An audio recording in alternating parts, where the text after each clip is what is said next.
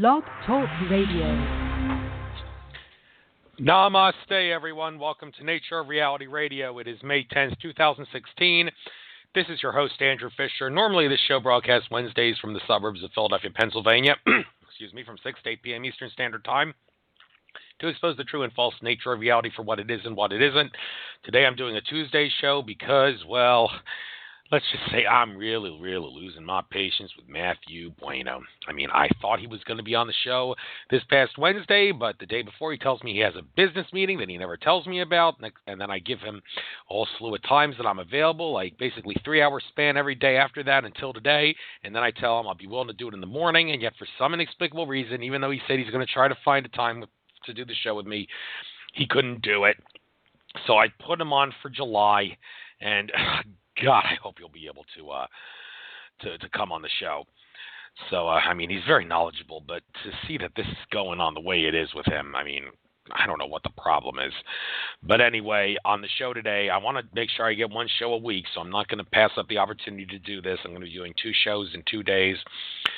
First of all, I don't see there's anybody in the chat room yet. Sean Cohen, I am expecting her. She should be here shortly.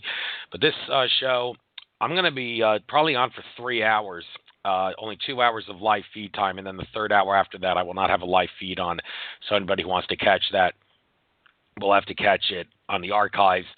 This show is an article critique about an article called The Controller's Agenda Exposed in Inconvenient Harvest, which covers the agenda of the powers that be and also a whole slew of metaphysical, spiritual, and extraterrestrial UFO-related material. Small part of the article may contain disinfo, but I encourage discernment at the highest level, and I, of course, will be using discernment at the highest level when I critique the article. And I also ask that you all keep in mind that even disinfo contains grains of truth. The article, though, I assure, contains much more truth than disinfo. The article is at in5d.com/inconvenient-harvest. And again, that's in5d.com/inconvenient-harvest. And I will get to that article shortly. But before I do, and by the way, folks, at some couple points during the show, I may ask that I take maybe a 2 or 3 minute break so I can take some key breaths to keep myself going. So if I do that, it's not going to be long, no more than 2 to 3 minutes, and I'll try to limit that to only 2 times at most during the show if I need to do it. But with that being said, I'm going to first get to the news articles here, courtesy of Alex Jones and Company at InfoWars. Let me just get the articles up here. And a couple more articles.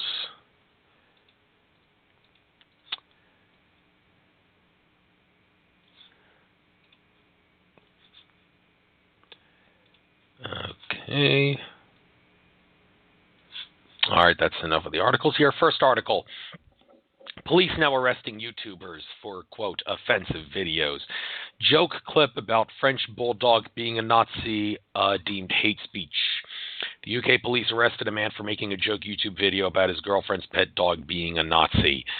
Yes, in the UK, they seem to be coming down hard on people for this, and they also seem to be coming down hard on people in America, claiming that certain things that are not hate speech, that the courts have ruled are not hate speech, are hate speech, including this video, which is downright ridiculous. It's just designed to scare the common people. Please don't be intimidated, and if the courts know it's good for them, they will not prosecute this person. Next article. Watch, Trump eviscerates Hillary on Benghazi. Hillary has bad judgment, he says. Presidential candidate Donald Trump takes the gloves off in a recent Instagram post targeting his likely opponent, former Secretary of State Hillary Clinton, over her horrendous handling of the Benghazi situation back in 2012, which left 4 Americans dead. Way to go, Donald Trump. Hopefully this will come back to haunt him. We all know it came back to haunt Jay Leno. Jay Leno did not retire, the former Tonight Show host. Shortly after he wrote his own jokes for his monologue at the beginning of all his Tonight Show episodes, and one of the Tonight Show episodes he did, the last one he did, I believe, or one of the last, where he said a new thing about Benghazi, new policy about Benghazi, don't ask, don't tell, or something like that. And he, for all intents and purposes, hinted that Hillary Clinton and Barack Obama knew what happened at Benghazi and decided to cover it up. And then Jay Leno lost his job after that. He did not get fired. He did not retire. He was fired. And even though it wasn't made public, that's what happened. I guarantee you that's what happened. And it seems like a lot of people are getting fired for saying a lot of ridiculous things, or things that many people find ridiculous, but are just trying to make a point. Like recently, Curt Schilling, former Major League Baseball pitcher, said something about transgender bathrooms, and he got fired from ESPN for not supporting them, and that's backfired. They've gotten a lot of backlash for that. And well, just because private organizations have the right to fire people because of things that they say and can lay people off at any time because they're private, a lot of private organizations, I assert, could you at least maybe have the courtesy to act like freedom of speech applies on the job? I mean, come on. All right, next article. Mexico won't take Cuban migrants, tells Panama to dump them on U.S. border. Hypocrisy. Mexican government attacks Trump, but won't help migrants. Mexico is allowing Panama to dump nearly 4,000 Cuban migrants on the U.S. border, revealing the hypocrisy of Mexican officials as they attack Trump's immigration policies. Yes, Mexico, you don't seem to understand that, well, maybe they do understand their hypocrisy, maybe they don't. It's really, really sick either way. But these immigrants, it is in our best interest to vet them, because there is a conspiracy to bring immigrants across the country to take our jobs, screw over society, Cloward and Piven style, and all the rest of it.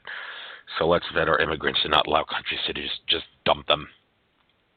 Next article, photo. Mexican ex-president flips off Trump. I'm not going to pay for that effing wall, Fox. Well, actually, if anybody who understands the Spanish language would know that Fox is actually spelled Foch. The X's are pronounced like an H. But yeah, I guess I'll pronounce it that way. I took Spanish in middle school and high school for a little while. I'm not going to pay for that effing wall. Falk reiterated a day ahead of apology. Former Mexican President Vicente, excuse me, there's no first N there. Vicente Fox added fuel to the fray between himself and presumptive GOP nominee Donald Trump, with a picture showing him give the business mogul the middle finger. Yes, he's the former president, so I guess if he was doing this as the president, the people of Mexico would say he's setting a bad example, but he's the former president, so I guess he can flip people off all he wants, and nobody's really going to care. Well, Falk, I don't think you necessarily have to pay for this wall. If America wants to put it on their side of the border, then I guess we might as well pay all of it. And if Mexico wants to leave its borders open, then, well, that's their job. They don't have to pay for the wall if America wants to put it there. So they're under no obligation to pay for it. So there's no reason why we ought to pressure Foch or the Mexican president to build it if they don't want to. But then again, what country does not want to have some sort of a vetting process and a secure border to keep illegal immigrants from coming in and destroying the country, Cloward and Piven style, like I just mentioned. All right, next article. Paul Ryan should step down as RNC chairman. Ryan refuses to accept Trump's victory and would rather have Hillary as president. Paul Ryan should step down as RNC chairman and become the head of Hillary's campaign. Yes, because Paul Ryan, I guess, and Donald Trump, they're both Republicans in name only, just like Hillary is a Democrat in name only. Everybody in Congress is either a Democrat or Republican in name only, and not just the people that we normally think of as that, because they're both controlled by the same interests. But Trump, he's not establishment. He's not part of their secret societies, as some person said. Though Alfred Weber of Exopolitics TV did seem to suggest that Trump's daughter was flashing Masonic symbols. Make of that whatever you will. I don't really care to elaborate on that. If Trump is a Freemason, I'm sure he's a benevolent Freemason. The Freemasons are not bad people. They were just infiltrated by the bad forces in the Illuminati. And one of our previous guests, Donnie Gilson, made that very clear. He's a 32nd degree Freemason, and I gave him the opportunity to make it clear on the show that the Freemasons are not bad. They're not an Illuminati group. They were just infiltrated badly by the Illuminati. And if Trump is a Freemason, like I said, maybe this is an attempt by the Freemasons to finally kick the Illuminati out of their organization and make things good and benevolent again. So, but this Paul Ryan guy, why does he call himself a Republican when he's going to support Hillary? Because he doesn't stand for good like Trump seems to. Well, Trump's not perfect, but a lot of people say all the money he has would make his ego get in the way, and he wouldn't be willing to negotiate. And he wouldn't be willing to stand up for a little guy because he thinks he's powerful because he's rich, but maybe Trump can prove them wrong. Trump, next article, to expose Hillary covering up Bill's rapes. Roger Stone breaks down the next plan of attack for the Trump campaign. Presumptive GOP nominee Donald Trump amped up his verbal attack on Hillary Clinton Sunday night, citing her husband's infidelity and declaring him to be an enabler. Well, I don't really know if this is the proper way of going about trying to beat your opponent, saying that their husband is a rapist. I mean, a lot of people may beg to differ. It's a good strategy, they would assert, but it's tantamount to well, it's not mudslinging because Bill Clinton is a rapist, and he's an adulterer, and Hillary Clinton probably didn't give two shits if Monica Lewinsky and Bill Clinton had sex, because she's just there to control her husband, and she doesn't care if he cheats on her. So, yeah, that's why Hillary didn't really show much shame. She said, I regret staying with Bill. I don't appreciate him cheating on me. She said that, but her body language in all those interviews in the past didn't suggest that she cared all that much. So, and now I know why, because she was there to control him. So, Trump, you're free to run your presidency the way you want it, as long as you act like you understand that Congress is supposed to have authority over you and have the ability to override your vetoes of Congress if they choose to, and you're not a dictator. Next article, the mark of the beast is here. The death of cash has been mandated. The elite stream of a cashless society is rapidly becoming a reality. Alex Jones talks about the impending crash designed to usher in a new age of technocratic control and how digitizing all cash is leading us to this inexorable conclusion. I don't have time to get into this video to see what evidence he has to do this, but there's definitely a lot more digital currency out there than there should be. Well, money is numbers on a screen, be it a computer screen or a screen of paper-like material. Next article, NASA, more than 1,200 new planets that could hold life found, all announced at one time. The U.S. Space Agency has just announced the discovery of the new exoplanets, which are considered as similar to Earth due to their distance from the star they orbit. Well, people like Zechariah Sitchin could assert that a planet doesn't have to be in the Goldilocks zone for it to support life. I mean, if a planet runs on a different set of consciousness than it could be than planet Earth does, it could be in a non-Goldilocks zone, so to speak, area and support life. And I remember Andrew Bartz was talking about gas giants having life that's conducive to gas giants' planets. So make this what you will. All right, last article. Venezuelan village sees 100,000 lightning flashes a year. Geography around lake causing lightning storms.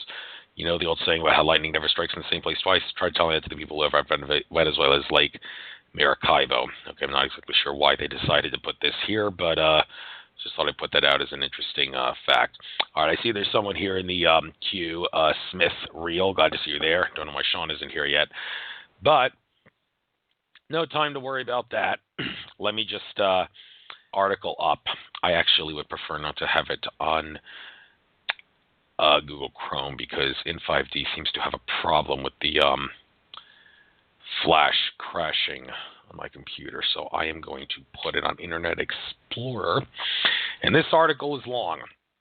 I'm going to ride this horse till it falls down dead, folks, going till 9 o'clock. Again, the live feed will be off at 8 o'clock because this is only 2 hours of live feed. I'm still going to keep going after that, and I know at 9 p.m. Eastern, the live feed is going to be off. I'm just going to keep going. I know I'm a fast talker. I have to talk fast to try to get as much of this article in as I possibly can. Hopefully I can do the whole article, but I'll try not to talk too fast that you can't understand me. I will warn you, though, I am wired on over the course of the day. I took 300 milligrams of caffeine, 1 Brain Force supplement to keep my brain focused, and also 2 different doses of Super Male Vitality to make sure I can last through this show. And I'm just going to get a quick drink of water to keep my throat dry. My throat wet. Keep my throat moist. Probably have to do that many times throughout the show. But anyway, this article, here I go. The controller's agenda exposed an inconvenient harvest via Scribd. That's SCRIBD.com, where this article came from.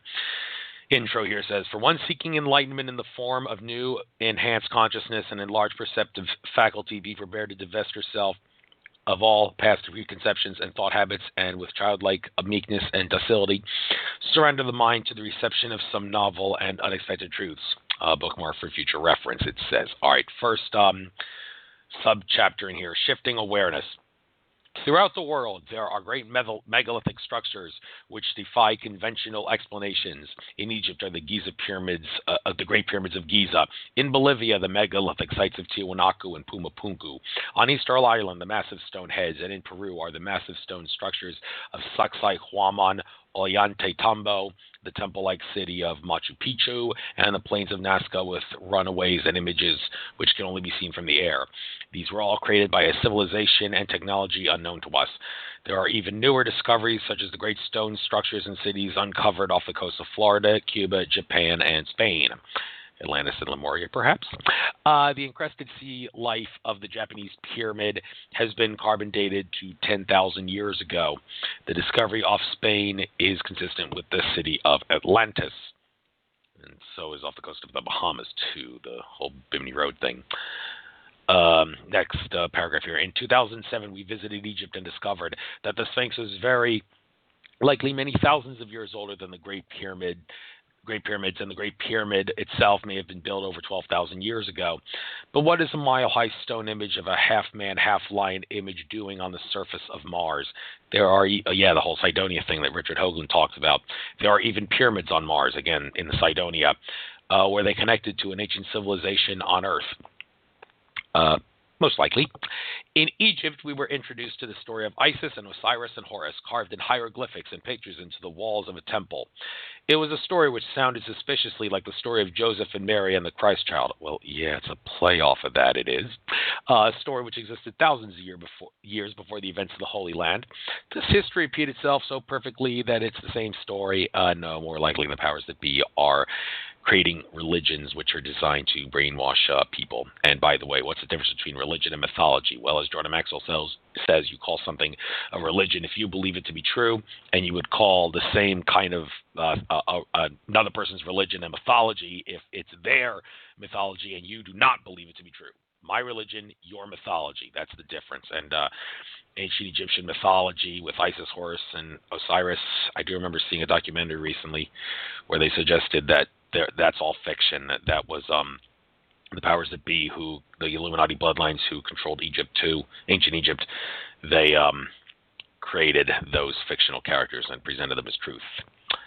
Talks about some of that in my interview with Carmen Bolter, I believe. All right, but anyway, next article.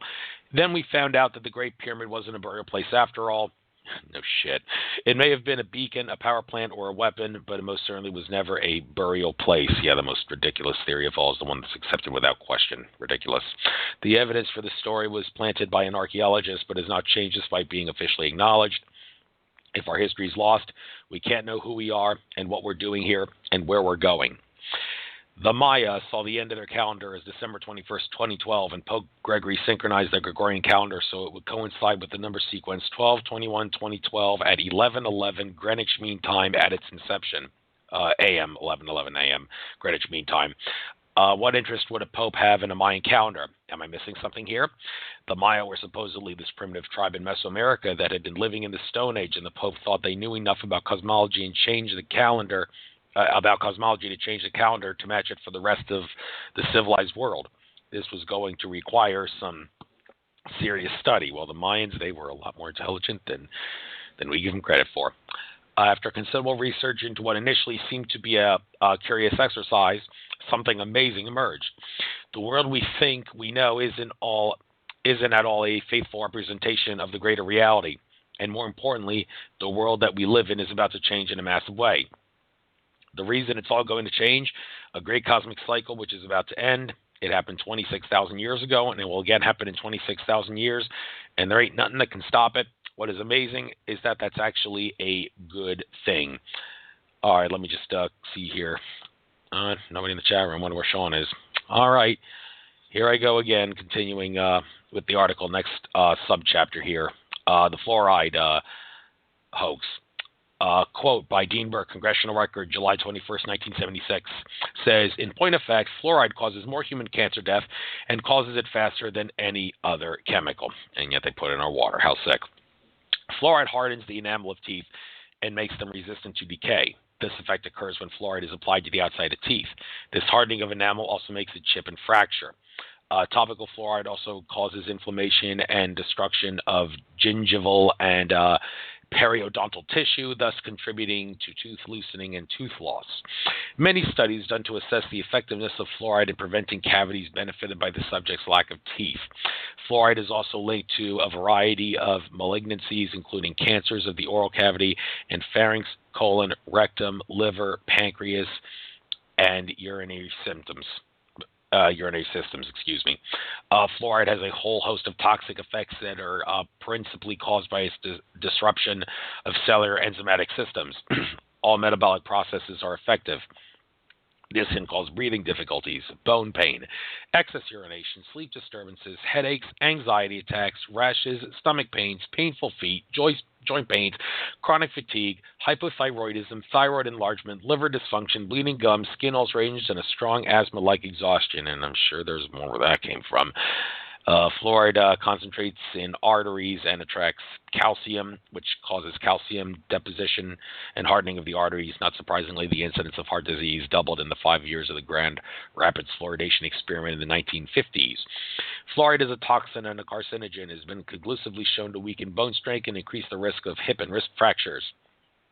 It has been shown to lower children's IQ. It is taken up in the pineal gland and inhibits melatonin production, resulting in sleep disturbances. There is an increase in infant mortality rates, cancer, and skeletal defects. It promotes aging and fibrosis. Incidentally, there is no evidence that fluoride taken internally prevents dental cavities.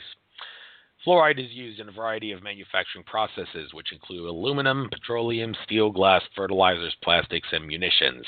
Enormous quantities of concentrated fluoride are required to make a nuclear weapon. The United States nuclear bomb factories have been poisoning their workers. The AEC, Department of Energy, Union Carbide, and the NIH have been fighting their workers and their families against claims of injuries. Well, maybe you should stop poisoning them. The U.S. Department of Agriculture stated in 1939 that fluoride interferes with the normal calcification of teeth during the process of their formation, so that affected teeth, in addition to being unusually discolored and ugly in appearance, are structurally weak and deteriorate early in life. This dental disease is found when water containing as little as 1 part per million is used. Yes, and a lot of children who brush with fluoride toothpaste think that I'm going to put a lot of toothpaste on my toothbrush because it's going to make my teeth better, but in the end that causes fluorosis, which makes teeth look really bad, so kind of backfires there. Also, in 1939, the Public Health Service set the maximum concentration in drinking water at 1 part per million. This concentration was the absolute maximum that it would allow in drinking water. It was not endorsing its use. It was legally defining water pollution. The American Dental Association stated in 1944, our knowledge of the subject certainly does not warrant the introduction of fluoride into community water supplies. We do know, that the use of drinking water containing as little as 1.2 to 3 parts per million of fluoride will cause such developmental disturbances in bones as osteosclerosis, spondylosis, and osteopetrosis, as well as goiter. A top EPA air pollution expert, D.F. Walters, stated in 1971 that because fluoride was so toxic a chemical that some form of environmental damage was inevitable. Industries, therefore, needed the freedom to pollute. Mandating strict standards would shut down whole manufacturing sectors, including the military. Fluoride had to remain our friend. It was the federal government's endorsement of the safety of adding fluoride to public water supplies that caused the subterfuge. Do you think they knew what they were doing? Yeah, because a lot of people in the government are sick and they want to poison us, so they knew what they were doing. Fluoride was known and accepted as a major industrial pollutant in the 19th century. In the 1900s, it was poisoning lakes, streams, and aquifers. In concentrations as low as 0.1 parts per million, fluorides cause significant crop losses and sickened livestock. Much of the fluoride, which today is added to municipal water supplies, is an industrial waste silica fluoride scrubbed from the smokestacks of Florida phosphate fertilizer mills, and is not the pharmaceutical-grade fluoride that was used in the original experiments. Silica fluorides normally contain arsenic concentrations sufficient to cause cancer. In the early 20th century, the PHS was a division of the Department of the Treasury. The chief officer of the department was a well-known industrialist named Andrew Mellon, the owner of Alcoa, the aluminum company of America. Alcoa was creating fluoride wastes. In 1939, the Mellon Institute, a subsidiary of Alcoa, employed a scientist named Dr. Gerald Cox, who, as a member of the Food and Nutrition Board of the National Research Council, which was a think tank, proposed a plan to the Public Health Service that would protect our children's teeth by artificial fluoridation of our water supply. After all, wasn't it the PHS itself that stated it was safe and a possible benefit? Yes, and they lied. If Alcoa couldn't dump it into rivers and streams, maybe they could dump it into our water supplies instead. Oh, what a brilliant idea. Not. A 10-year study in Grand Rapids, Michigan with artificial fluoridation was terminated after 5 years because it was decided that there was a favorable effect and a nationwide program on water fluoridation was implemented.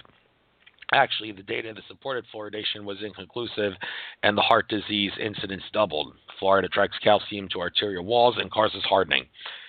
After the first full year of fluoridation in Kansas City, Missouri, infant mortality increased 13%. After the fifth year of fluoridation in Kansas City, the infant mortality increased 36%. The data also shows that the 10 cities with the worst infant mortality rates had all been artificially fluoridated for over 17 years.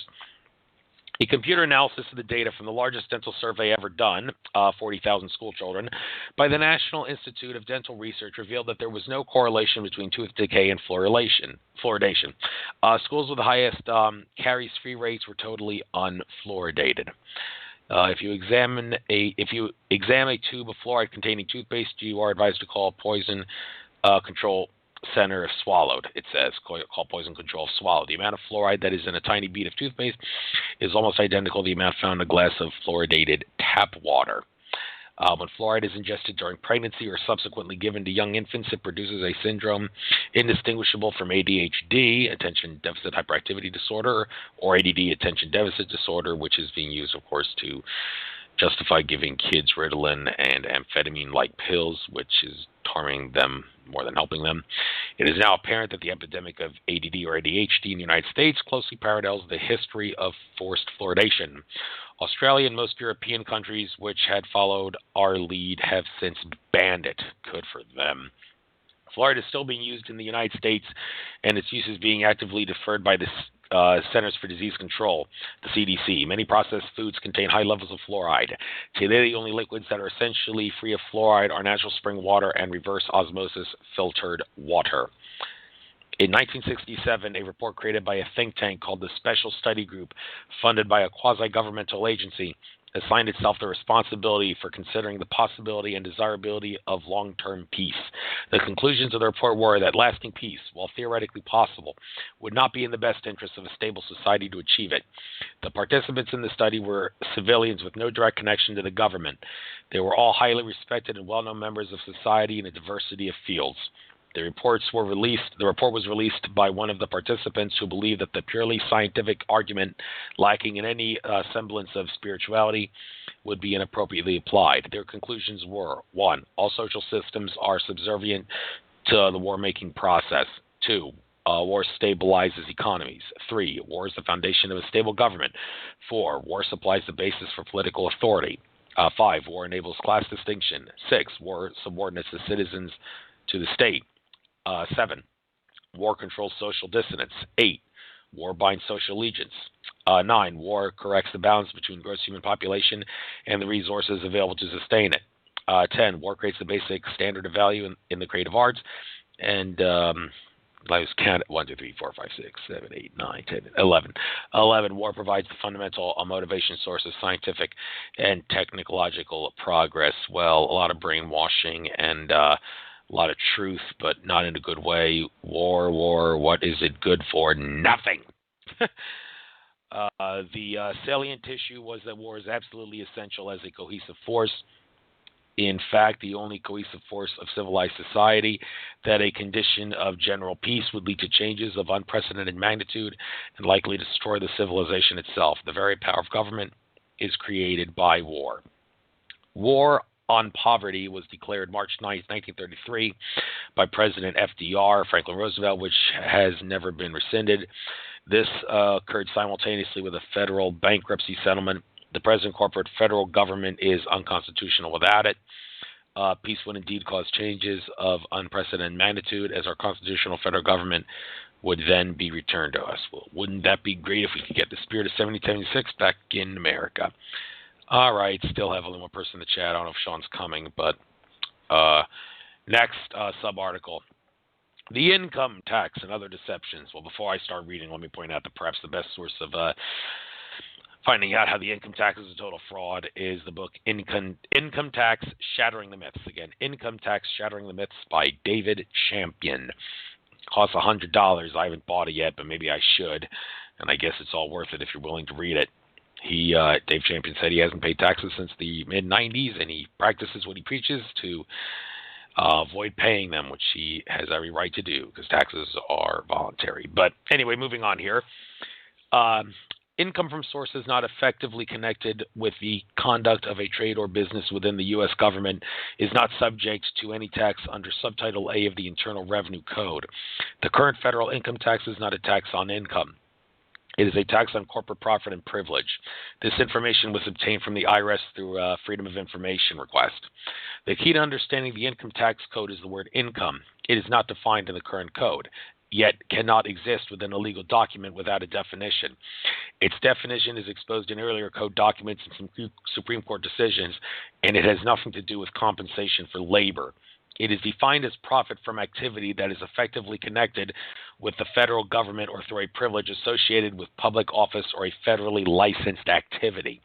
So if you are a federal government employee, or if you are a corporation that is effectively connected to the federal government, or if you are a resident alien, or if you have foreign income, or if you engage in a federally licensed activity, you will have to pay a tax on the wages or profit from that activity. A W-9 or W-4 can be requested of a U.S. citizen, and the request can be legally made 3 times. But when the request is refused 3 times, it must be accepted and no penalty imposed.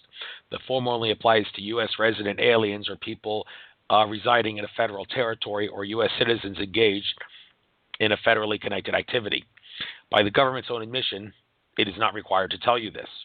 By completing these forms, you are voluntarily requesting that your compensation be considered to be presumptive income. I believe Dave Champion talks about how you are committing perjury when you do this, and you don't get in trouble for it, because if they were to punish you for it, it would be egg in their face, because it would expose the fact that taxes are voluntary. How sad. But anyway, it says the government is authorized under the Constitution to tax personal income if it so chooses as a direct tax, but only if it is apportioned among the states. This was the predominant form of taxation prior to 1913. The 16th Amendment conferred no new powers of taxation, as it also refers to the taxation of income. Dave Champion also talks about how the courts have ruled that the 16th Amendment does not allow the government to just tax us the way they are taxing us in his talks and videos. By the way, I recommend Dave Champion. That's his YouTube channel titled Dave Champion, his name. And there's a couple of videos there, one about 20 minutes long called Deconstructing the Fair Tax Nonsense, I believe.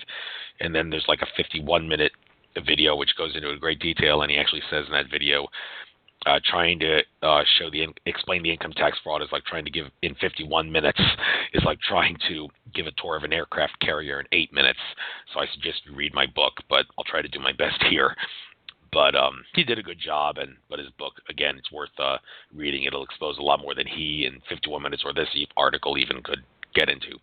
But anyway, it says the individual's only obligation is to file a Form 1040 if there are information returns that indicate presumptive taxable earnings. If you do not respond to those information returns, W-2 or 1099 or whatever, with a properly executed Form 1040 when due, a default judgment is rendered. Then you do have to pay a tax on those earnings, even if you never owed it in the first place. When properly executed, compensation for labor only becomes income if it is declared to be so on Form 1040. The declaration for most people would be zero. See Cracking the Code. You are not required to submit to an audit of your Form 1040 if you are not also required to file a monthly return. Those required to file monthly returns are normally only corporations or other entities actively connected to the federal government.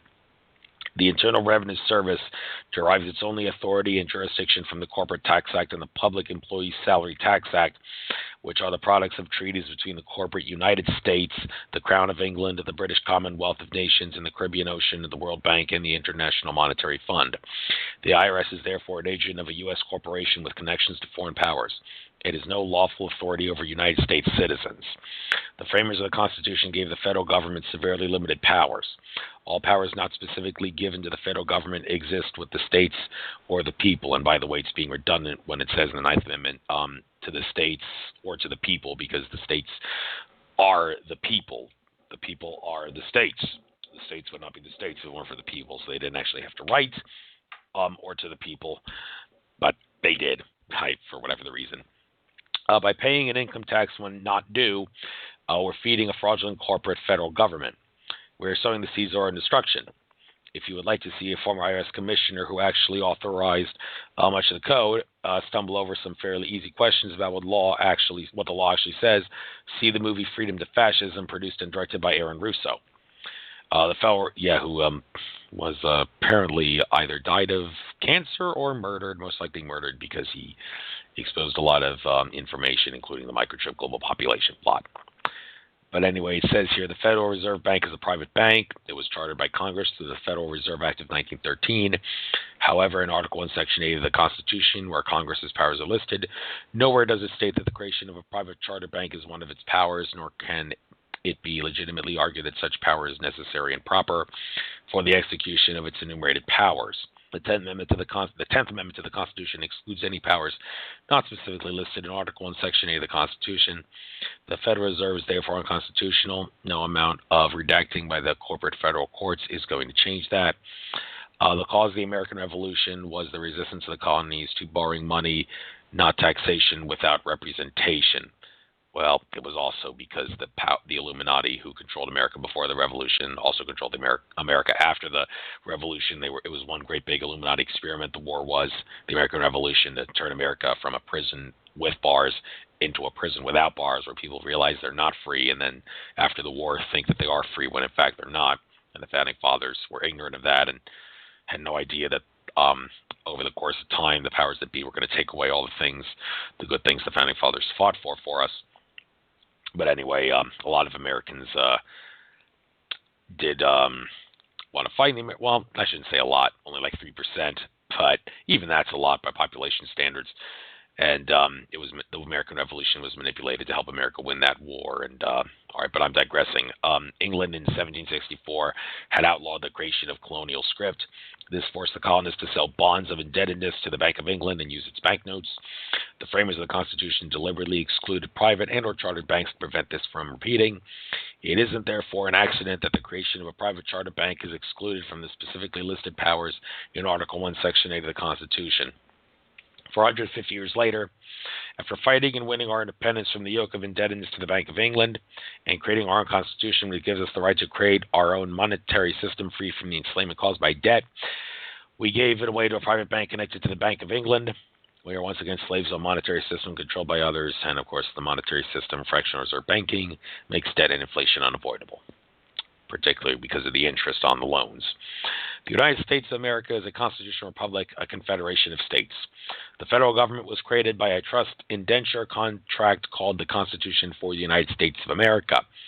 Under it, the central government was given the power to coin money, to regulate interstate and foreign commerce, and it was given title to all unapportioned public lands according to specific limitations. It was not given the power to govern the people. Following the war between the states, our central government was essentially bankrupt. Congress, in an effort to ensure the continued solvency of the federal government, secured credit with the international bankers, the Rothschilds in London, and therefore incurred a debt to balance the deal. They would loan money in return for the District of Columbia Organic Act of 1871. This act was created for the purpose of carrying out the business deeds of the government, acting under emergency powers. Our nation's original jurisdiction, constitutional republic government, is currently vacant. And I seem to recall in my interview with Winston Shrout, he talked about how the United States government was always a corporation because it's always been bankrupt since the Articles of Confederation. Check out my interview with him if you want to learn more about that, but that's a whole other story. This act created a corporation and trademarked the name United States, USA, and America. they adopted their own constitution as a charter document for their corporation, which was originally our constitution, and eliminated the original 13th Amendment, changed the titles for the 14th through 16th, and added a new 16th and 17th. Their corporate constitution is entitled the Constitution of the United States of America.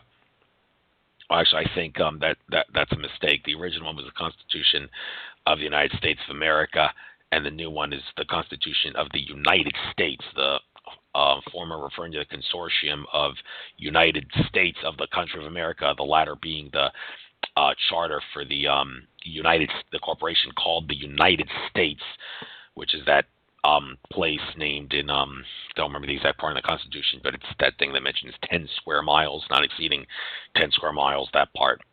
But getting on with the article, its format and wording are significant, as it is a registered trademark and defined as such in the corporate documents. Understand that they were entitled to do anything they wanted to do with their own corporate documents, so it didn't matter that their amendments were not ratified or changed or eliminated. All these documents did was to create a document for the corporate government of the District of Columbia. It has no legal bearing on United States citizens. The government of the District of Columbia operates under private international law, not common law, which is the law of the Republic. The various arms of the corporation are known as the departments, such as the Judiciary, Justice, and Treasury. These departments all belong to the corporation known as the United States. They do not belong to you and me. This was obviously created to give the illusion that we were still operating under the original Constitution and that the federal government was still working for us. What they did was perfectly legal as long as the federal government is functioning under a state of emergency. It has been legally functioning under a state of emergency ever since the war between the states. Congress attempted to terminate the state of emergency in 1973, but found that it didn't have the authority. The control of the federal government will never be in the hands of the people as long as the bankers own its monetary supply. We are a republic. In a republic, the people entrust the government with limited powers to deal with foreign interests and the affairs among the states and leave the people alone to control their lives. It also means that the majority is not able to control the minority in tyrannical ways in a republic. For our struggle, Ephesians 6:22 says, quote, "For our struggle is not against flesh and blood, but against the rulers, against the authorities." And all right, I need to get a quick drink here. My throat is probably going to be really sore after this show, but I can handle it. All right, next article, the hidden government. And by the way, all the conspiratorial stuff and all the scary, unpleasant stuff is going to be in the beginning. As we get onto the article, all the good, love-based stuff is going to get on. So just bear with me, folks. Try not to get uncomfortable because you hear this. A lot of this I know is preaching to the choir, but hey, I said I'm going to try to critique this whole article. The hidden government, shadow government. There is a shadow government that runs the world through the control of its wealth. At the top are 300 financiers of 13 dynastic families, generational Satanists, masters of lodges, aristocracy, and descendants of the Khazarian people. In 710 AD, the Khazarians lived in the landlocked area between the Black Sea and Caspian Sea near the Caucasus Mountains. They practiced a form of idol worship, but converted, as a matter of convenience, as a group to Judaism. They are the descendants of the Babylonians of ancient Sumeria. They are the present-day Ashkenazi Jews, I think I pronounced it right, are Caucasian and speak Yiddish. Their sacred teachings are the Talmud. The historical Jew was African and spoke Hebrew. His sacred teaching was the Torah. The Khazarian Ashkenazi ruled by deception and intrigue through the dark arts, witchcraft, and magic. Their demand for a homeland in Palestine as their birthright is an example. Their homeland is 800 miles away. Their agenda is to create a world government administered by the Rothschilds. They were officially expelled from over 30 different countries over the last 1,000 years, including England in 1290 and France in 1182, Belgium in 1370, Austria in 1420, Lithuania in 1495, Portugal in 1496, Italy in 1540, and Hungary in 1582. The Second World War in Germany was the only remaining country in Europe providing them total freedom. They were condemned as usurers, swindlers, desecrators, infidels, and heretics. Got to get pronunciation right. The Khazarian Ashkenazi Rothschilds control the Bank of England, the Federal Reserve, the World Monetary Fund, and a whole host of banks in Switzerland, including the International Bank of Settlements. They created the State of Israel. Their banks use a fractional reserve system, which allows them to loan money created out of nothing at interest, causing the credit of the host country, as I explained a few minutes ago. They capture the wealth of the world through a three-step process. They loan out money at low interest rates and encourage everyone to buy. They wait until they are satisfied there are enough people with debt, and then tighten the money supply. They wait for the people to go bankrupt and seize their property. All those who fall for this scheme become their slaves. This is exactly what happened to the U.S. federal government March 9th, 1933, when it settled its Chapter 11 bankruptcy. The debt was $100 billion, and there was less than $4 billion in gold to cover it. The debt was forgiven, and in return, the bankers received all assets of the federal government, including the land, buildings, and gold. This information was classified for national security reasons. Never, ever, ever trust the phrase national security. It's a scam, a lie. National security has nothing to do with the security of the nation and everything to do with the security of information that would expose the powers that be for the frauds that they are and show that they should not be powers that be. The powers that should not be, they should be. All right, I'm digressing. The Rothschild International Bankers, the British Crown, own the U.S. federal government. The Rothschild Empire had its start in 1744, Frankfurt, Germany, with the birth of Mayer Amschel Bauer, who created the Red Shield hexagram and changed his name to Rothschild, which means Red Shield. He developed his wealth through the practice of hiring mercenaries to foreign countries to fight their wars. In 1776, he created the Bavarian Illuminati through Adam Weishaupt, a Khazar based on the teachings of the Talmud and Druid magic. The United States of America became the Colombian faction of the Bavarian Illuminati also in 1776. It merged with Freemasonry in 1782, as George Washington warned his fellow Freemasons about and didn't want to happen. Like I said, the Freemasons are not bad people, they were just infiltrated. It was a continuation of a program started by the Anunnaki during the time of Atlantis 13 millennia ago. The purpose of the Illuminati is to rule the world. They are on both sides in a conflict and allow them to destroy themselves, their governments and their institutions. From the chaos would emerge a new world order. It would not matter which side lost because the victor honored the debts. In order to have a sovereign territory from which to finance both sides, Switzerland was declared forever neutral. A strategy was developed to influence the most intelligent through these four methods. Use money, sex, and bribery of men in high places. Number 2, cultivate students with exceptional ability for special training in internationalism. 3, use those trapped influential people as agents and place them behind the scenes of all governments as experts in and specialists in science, religion, and cultures. And number 4, obtain absolute control of all mass communication to make the masses believe that a one-world government is the only solution to the world's problems. The British Royal Institute of International Affairs, Chatham House, is the most influential of the visible organizations internationally, and the Illuminati is the most powerful hidden organization internationally. Another significant organization within this shadow government is the Bilderbergers, a group of powerful men and women, many of whom are royalty, many from the Bavarian Illuminati, many supporters by the House of Rothschild, supported by the House of Rothschild. This group was originally organized to deal with the ET alien question in secrecy on an international level. It has representatives from all of the other secret groups. They were first discovered meeting in the Bilderberg Hotel in Oosterbeek, Holland in 1954. They had no official name, but were identified by the location of their meetings. The Bilderberg group is organized by Prince Bernhard of the Netherlands, who is a Habsburg, a descendant of the Holy Roman Emperors in the House of David, and is also related to Jesus of Nazareth through Joseph of Arimathea. He has veto power over the Vatican's choice of any pope. The most influential organization within the United States is the Council on Foreign Relations. It was started as a dinner club by John D. Rockefeller, Jr.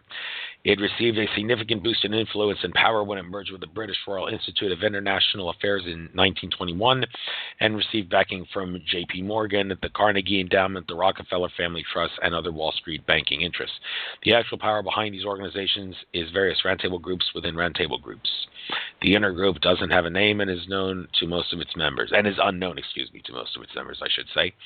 A lot of politicians use the Council on Foreign Relations as an employment agency to promote their careers and have no idea what they're dealing with. The Council on Foreign Relations controls our government. Its members infiltrate the entire executive branch. Every director of the CIA has been a member of the CFR. Most presidents since Roosevelt have been members, except Kennedy and Reagan. The CFR owns the press. American top journalists are members. The CFR does not conform to government policy or laws. The CFR is a secret organization with no minutes, notes, or recordings of any meetings allowed. Any member divulging anything that transpires at a meeting is terminated, sometimes literally terminated, as in killed, and their wife and kids are too sometimes. The Illuminati have their origin in the worship of knowledge, science, and technology. Its symbol is the all-seeing eye, the eye of Horus, the son of Osiris. Osiris personified Enki or Lucifer, the light bearer, the illuminated one. It is on the U.S. $1 bill. It was Lucifer in the form of a snake who tempted Eve to entice Adam to eat of the tree of knowledge.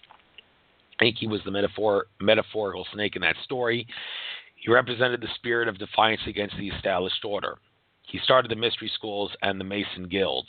The tree of knowledge is the historical records. The fruit is the knowledge contained in those records.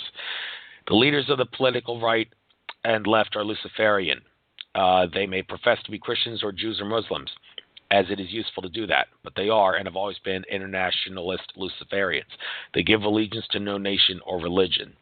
There are many guilds. They include, a long list here, the Order of the Quest, the Jason Society, the Roshaniya, the Kabbalah, the Knights Templar, the Knights of Malta, the Knights of Columbus, the Jesuits, the Masons, the ancient and mystical orders of Rosicrucians, the Rosicrucians, the Illuminati, the Nazi Party, the Communist Party, the executive members of the Council on Foreign Relations, the group, the Brotherhood of the Dragon, the Royal Institute of International Affairs, the senior ranks of the military, top U.S. government officials, the Supreme Council of the York Rite of Freemasonry, the Supreme Council of the 33rd degree of the ancient and accepted Scottish Rite of Freemasonry of the southern and northern jurisdictions, the Round Table Group, International Zionism, B'nai B'rith, the Grand Lodge of France, the Grand Lodge of England, the Order of the Golden Dawn, the Ordo Templi Orientalis, the Trilateral Commission, Bilderberg Group, the Open Friendly Secret Society, the Vatican, the Russell Trust, the Skull and Bones, the Scroll and Key, and the Order, and there is more. The secret societies require an oath of allegiance and complete submission to the Order. All humanity which cannot identify itself by our secret sign is a lawful prey, is a quote it says here. The secret sign is to pass a hand over the forehead, palm inward. The counter sign is to grab the ear and support the elbow with the opposite hand. It is now much more common to see a hand sign of the horned god. The sign represents Baphomet, the goat-headed symbol of Satanism. Their oaths precede and nullify all other oaths. The major tenets of this occult government are the abolition of private property, that's communism, the elimination of religion, the elimination of nation-states.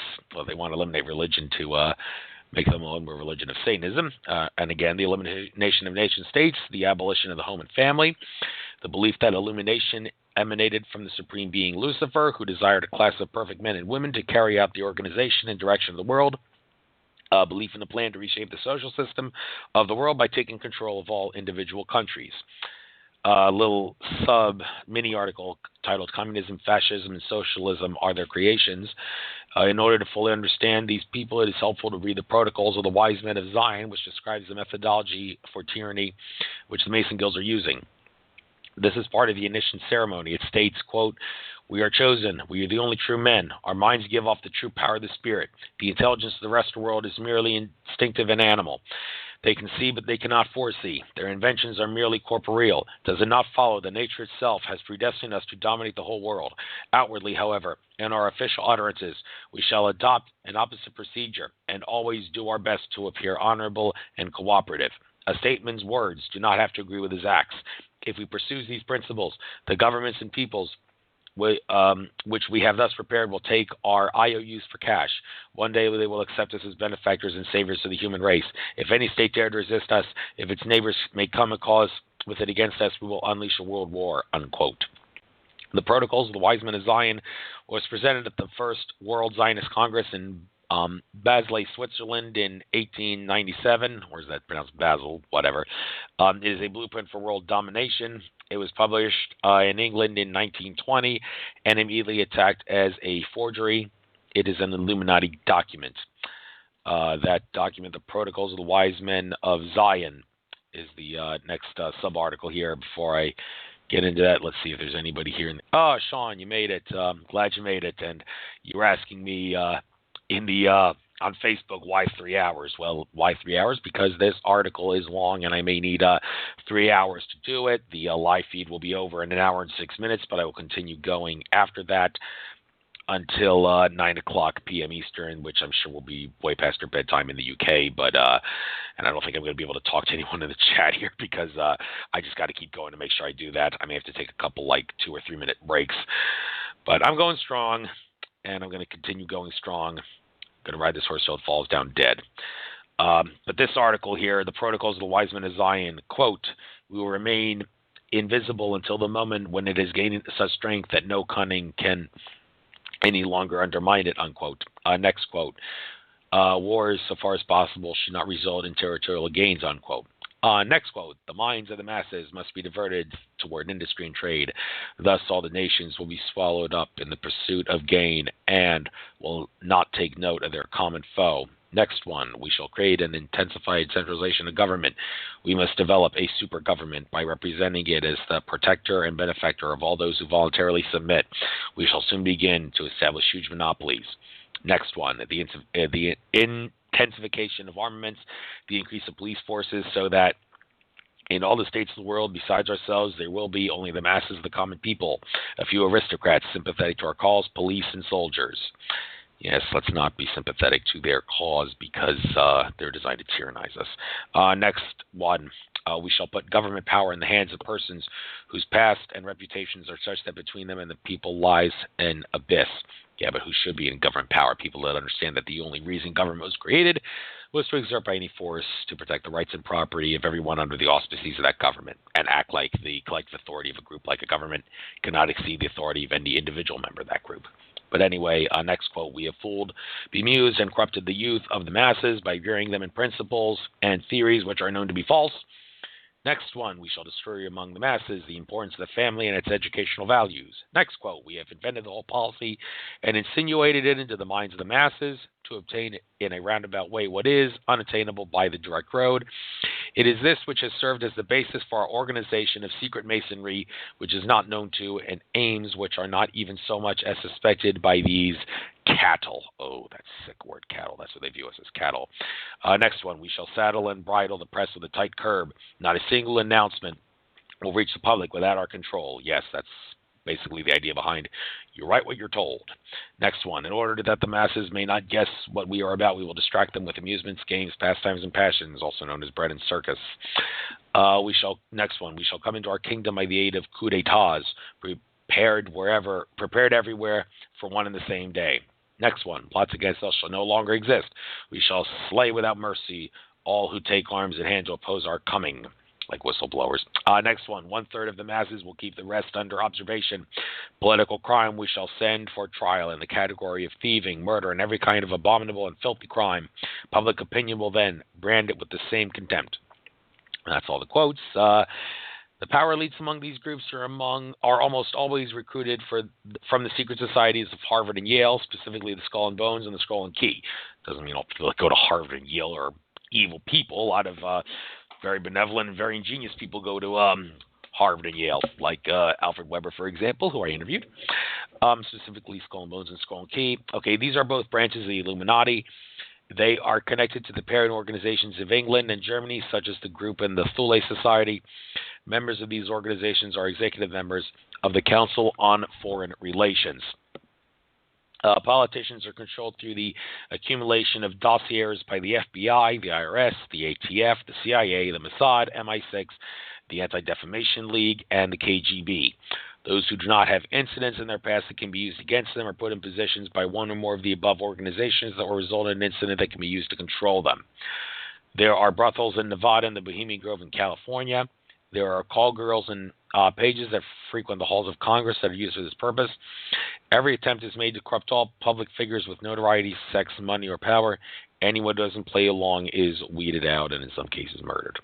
Members of the order take an oath that absolves them from allegiance to any notion or king or government or constitution. George W. Bush, who is a member of Skull and Bones, is therefore not a loyal citizen of the United States and would not therefore be able to legitimately take the oath of office required of the President of the United States, which of course is also the CEO of the corporation, the United States corporation, the president is. By allowing a group of private individuals to create money out of nothing via fractional reserve banking, we have created a monster which threatens to devour the planet and with it the human race. And Ephesians 6:12, it's also quoted here. It says, "For we wrestle not against flesh and blood, but against principalities, against powers, against the rulers of the darkness of this world, against spiritual wickedness in high places." Okay, the next article is the Hidden Empire. Yes, and Sean says, yes, it will. I guess she means it will be past her bedtime. Well, stick around as long as you can. You can catch this in the archives. But next sub-article here, the Hidden Empire, the Trinity of Globalist Control, Vatican City, which focuses on religion, the City of London, which focuses on finance, and Washington, D.C., which focuses on the military, with America being the Roman Empire of the modern era. All three are separate states, completely independent of their respective countries. There is a world government that runs the planet. It is controlled by three city-states: the District of Columbia, the City of London, and the Vatican. These three cities belong to no nation.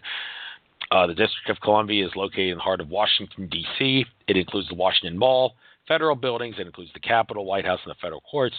It operates under its own set of laws and even has its own constitution and flag. When Congress passed the Act of 1871, it created a separate corporate government for the District of Columbia, which allowed it to operate outside the Constitution. Note that the District of Columbia flag has 3 stars, one for each of the city-states. In 1982, the District of Columbia became a city-state. The City of London is located in the center of Greater London, but is not part of London, of England, or of the British Empire. It also has its own flag, its own set of laws, its own police force, and its own identity. It is a privately owned corporation which has its inception in 1694 when King William III of Orange privatized the Bank of England. The city-state of London is the world power center and the wealthiest square mile on the planet.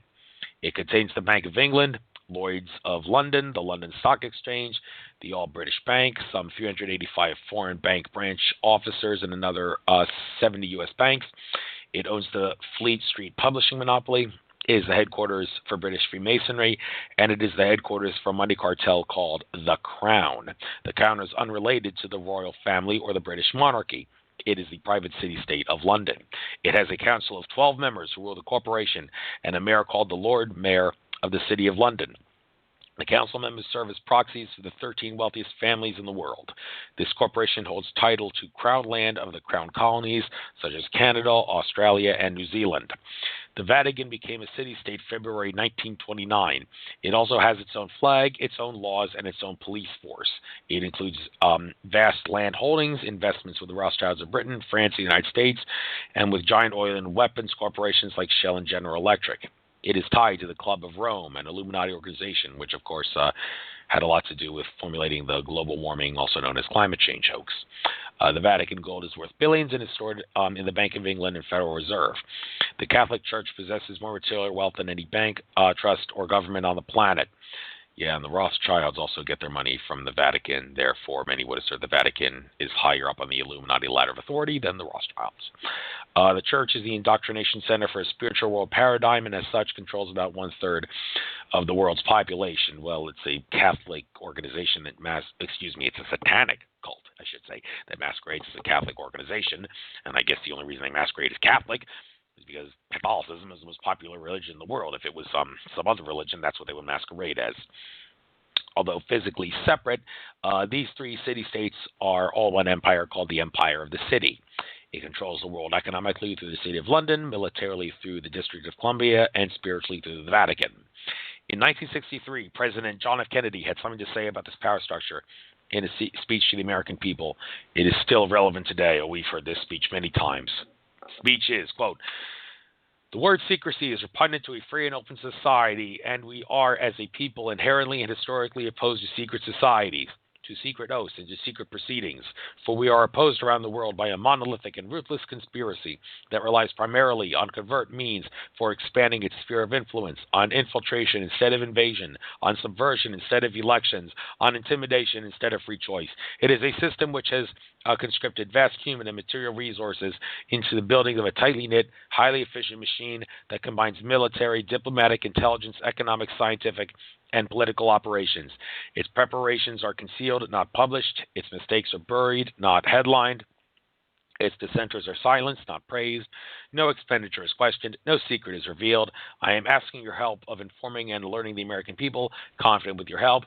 Man will be what he was born to be, free and independent. JFK was, of course, murdered by the powers that be, and I still have a bad taste in my mouth over going down to Dealey Plaza on the 50th anniversary of the assassination. Many of you may be familiar that I, Alex Jones of InfoWars, and all the other truth seekers and freedom fighters who went down there were assaulted by federalized sheriff's deputies when we were told we can go down to Dealey Plaza, and the Dallas police just stood there and did nothing to protect us.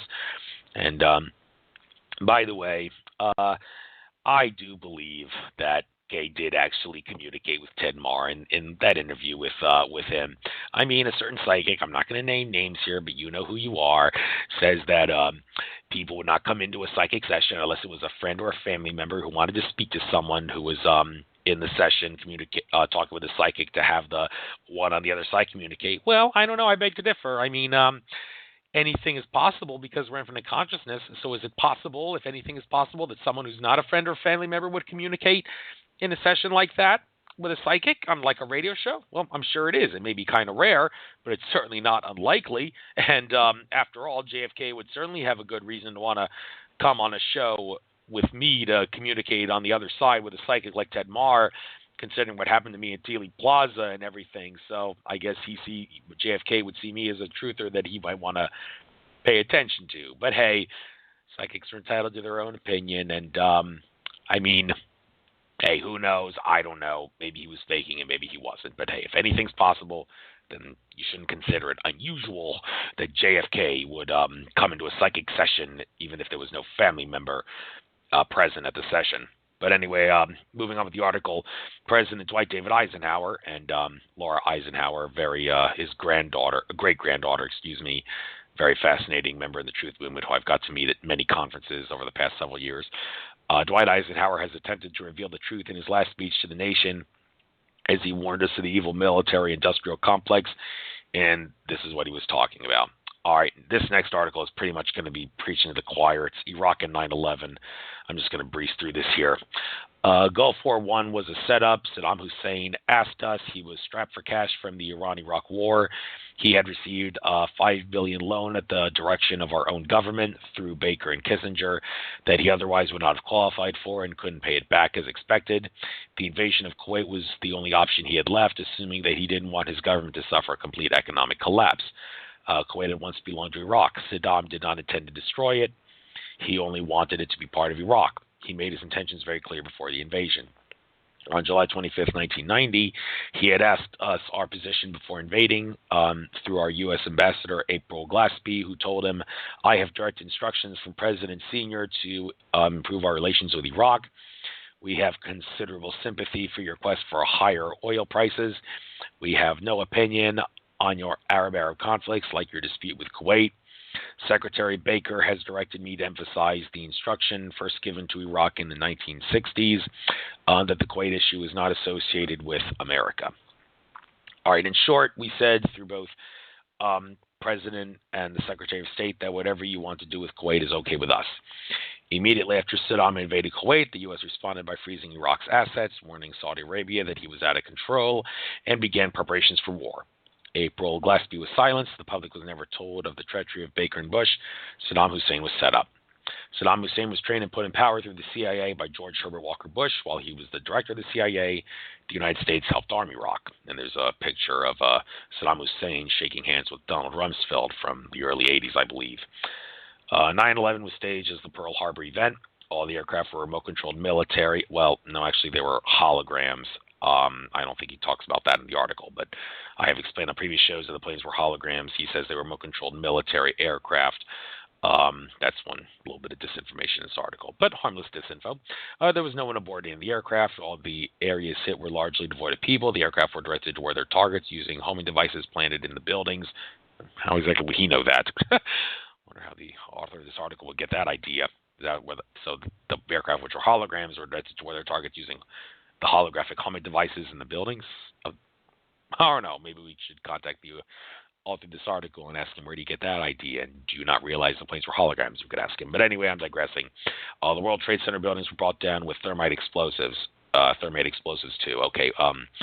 If thermite and thermite were used, it's only they're totally overblowing it. The 9/11 truth movement has to a great extent. It probably was used to like sever the building columns and create the wily coyote cutout of the plane that hit the South Tower. But it was not used as the only explosive. There were other some sort of direct energy weapon had to have been used, be it like mini nukes, maybe the HAARP weather modification system, and a direct energy weapon from space, as people like Julie Wood and John Lear talk about. When I talked to Jim Mars at the Free Your Mind conference recently, he said there's some sort of a direct energy weapon on Long Island, which was probably the one that was used to take down the World Trade Center, not one from space, as some assert. Probably something that requires further research. But for those that want to stick with the thermite and thermate theory, I guess you can, because the evidence does suggest it was used in some way, albeit a small way. Thermate is a military version of thermite, which is used in demolitions. Thermate residue is conclusively identified in the dust. The original commercial aircraft landed at 2 different military bases. Yeah, right. That's I don't know how he knows that either. A lot of people say the original commercial aircraft were actually flown into the Atlantic Ocean after the planes were gassed. Some assert. I think there were like calls made from specialized phones on the plane that could reach the control tower, where like one of the flight attendants said, "There's some sort of gas in the plane. We can't breathe." And then it has been hypothesized the planes were flown into the Atlantic Ocean after that. But no foreign burn terrorists were involved. The passenger is allowed to walk out. It says here in the article. I don't know how in the world you would know that. That's a lot of speculation. But anyway, the whole event was directed from the highest levels of our government. George W. Bush was in Sarasota, Florida, reading the pet goat story in front of the cameras to provide plausible deniability and thereby prevent an immediate collapse of the government. Mistakes were made, however. The biggest one stemmed from their arrogance. They allowed World Trade Center Building 7 to fall without actually having been hit by an airplane. Well, John Lear asserts in my interview with him that there was actually plans to crash a hologram of a plane representing Flight 93 into Building 7, but that failed because John Lear asserts a malfunction happened in the holographic plane device, and that's why it took them like 5 hours to finally bring down Building 7, because in that time they had to find like a hole in the ground somewhere, like in Pennsylvania, where they could say this is where the plane hit. And then after they found that, only after that could they bring down Building 7, and that's why it came down so late, 5:20 in the afternoon. That's what John Lear asserts, and he asserts it's the only theory that makes sense, because it makes no sense for them to just bring down Building 7 like that without hitting it by a plane. But plan backfired because of some sort of glitch in the system. The whole event, oh my God, I seem to have lost where I was in the article. Okay, they also staged it in New York, the most photographed city in the world. They didn't consider it relevant that people would sit down in front of their computer monitors and play the video recordings over and over for years after.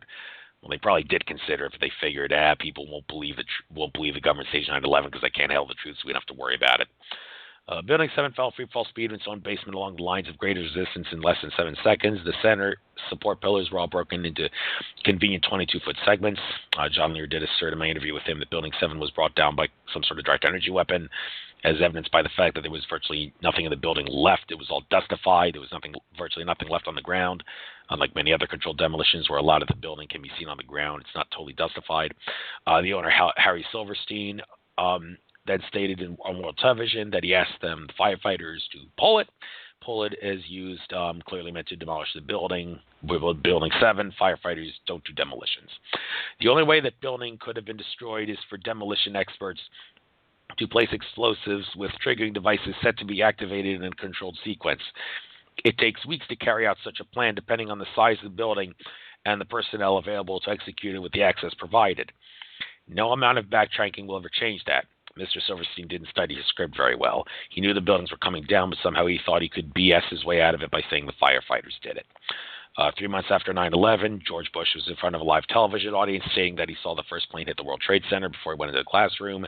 He added that he thought to himself, now there's a terrible pilot. It must have been a terrible accident. I didn't have much time to think about it because I was whisked into the classroom. We all know that Press Secretary Andrew Carter told him about the second plane striking the World Trade Center after he was in the classroom. We know from video and other evidence that the second strike did not occur until after he was in the classroom. We saw Mr. Carter walk up to Mr. Bush while on television in the classroom and whisper in his ear in front of the children. He couldn't have gotten the two events mixed up. The only video of the first plane hitting the World Trade Center was caught by a French camera crew filming a documentary.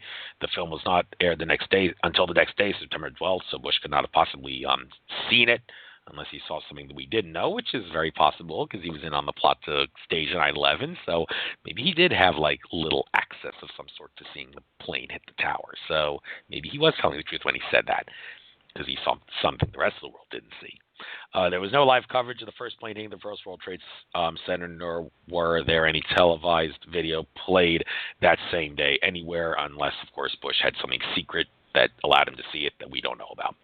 Of course, that means that the event was known at the highest levels of our government in advance, so much in advance that they had time to go over there and set up a camera to shoot the building that was going to be hit and get it linked through our satellites to a monitor inside a schoolroom in Sarasota, Florida, as I suggested.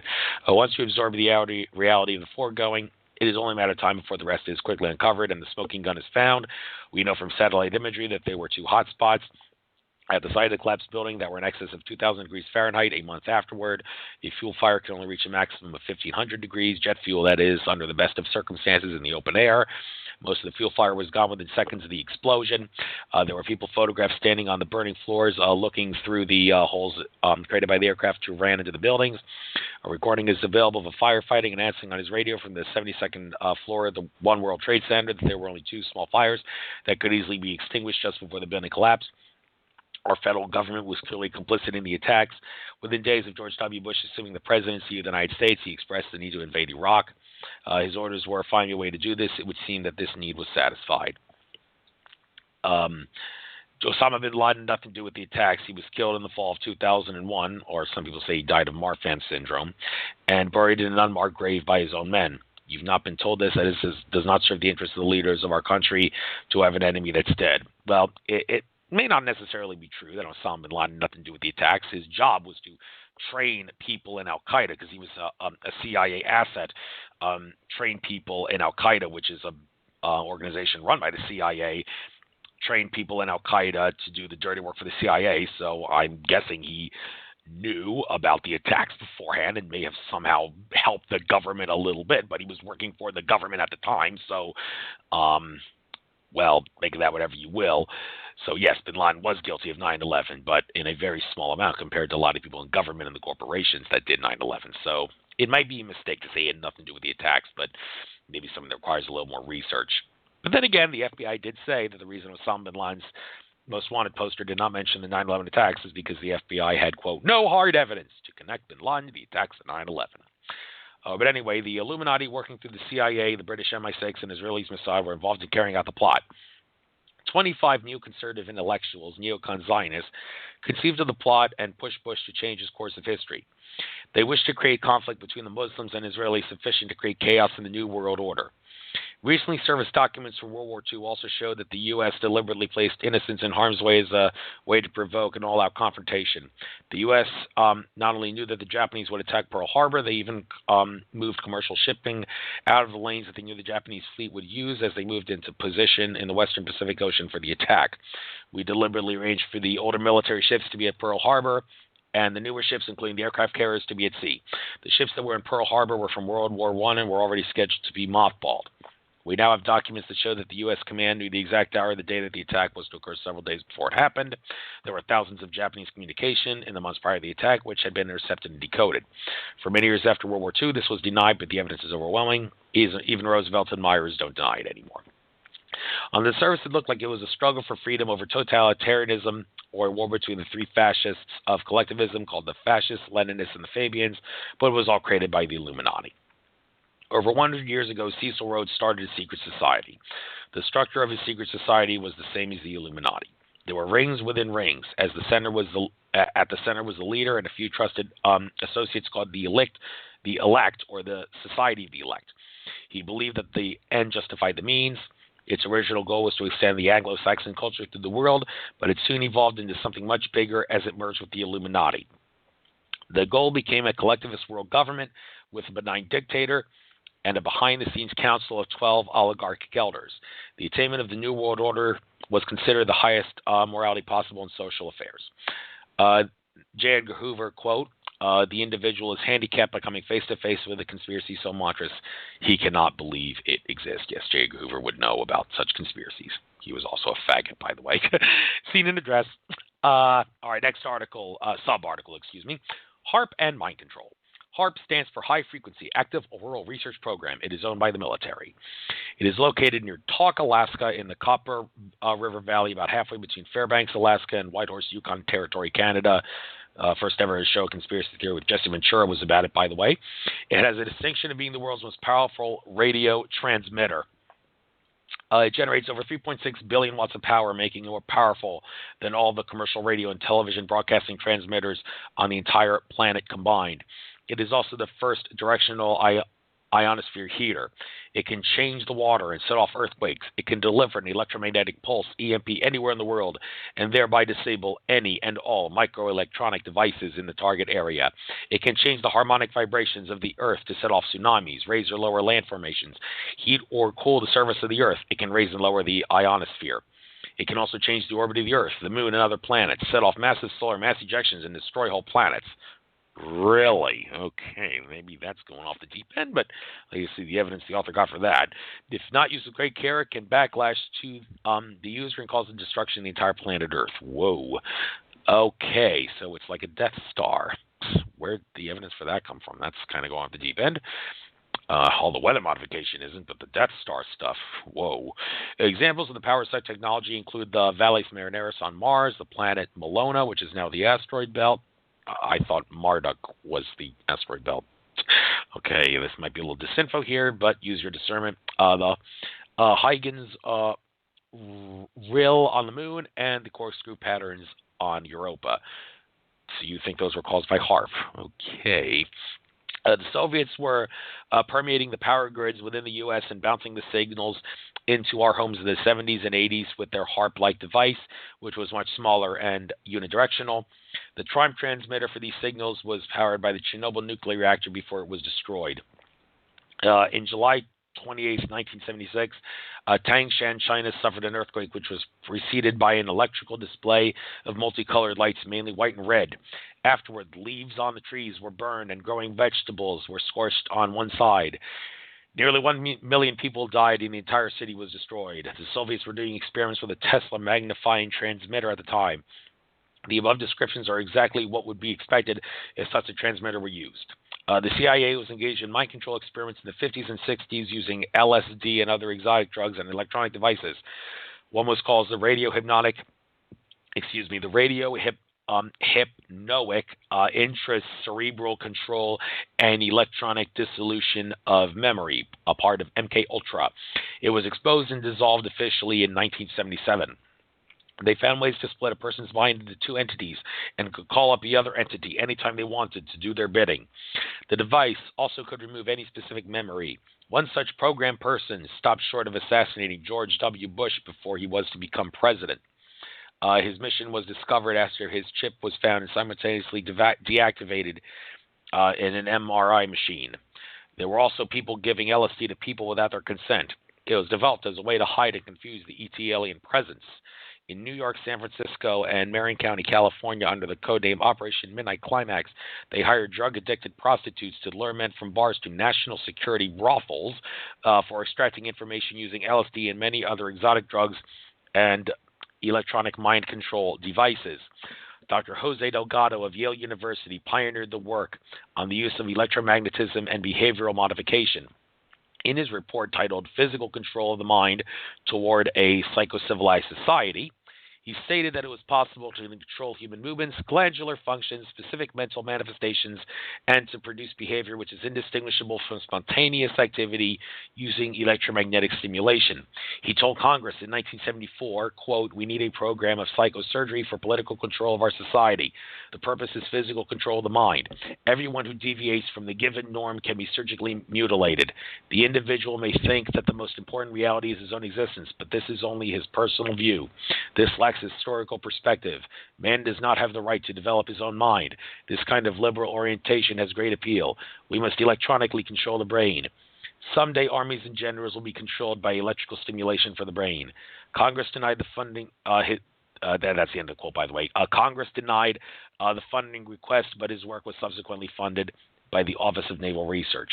It is now possible to record the brainwave patterns induced by various drugs and then beam the selected pattern via unipolar microwave transmission to test subjects and get the same effect as if the subject had taken the drug.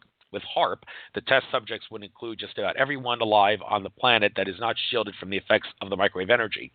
It would be the ultimate and certainly easiest way to rule the whole world. Fortunately, many people are immune. All right, now we're going to be getting into a little bit of science here. Enough of the conspiracy stuff. Just need a quick drink here. Let me just see if anything's going on in the chat room here. Okay, so anyway, nothing new, really. I really can't answer any calls or go in the chat room on this show because I got to finish this article.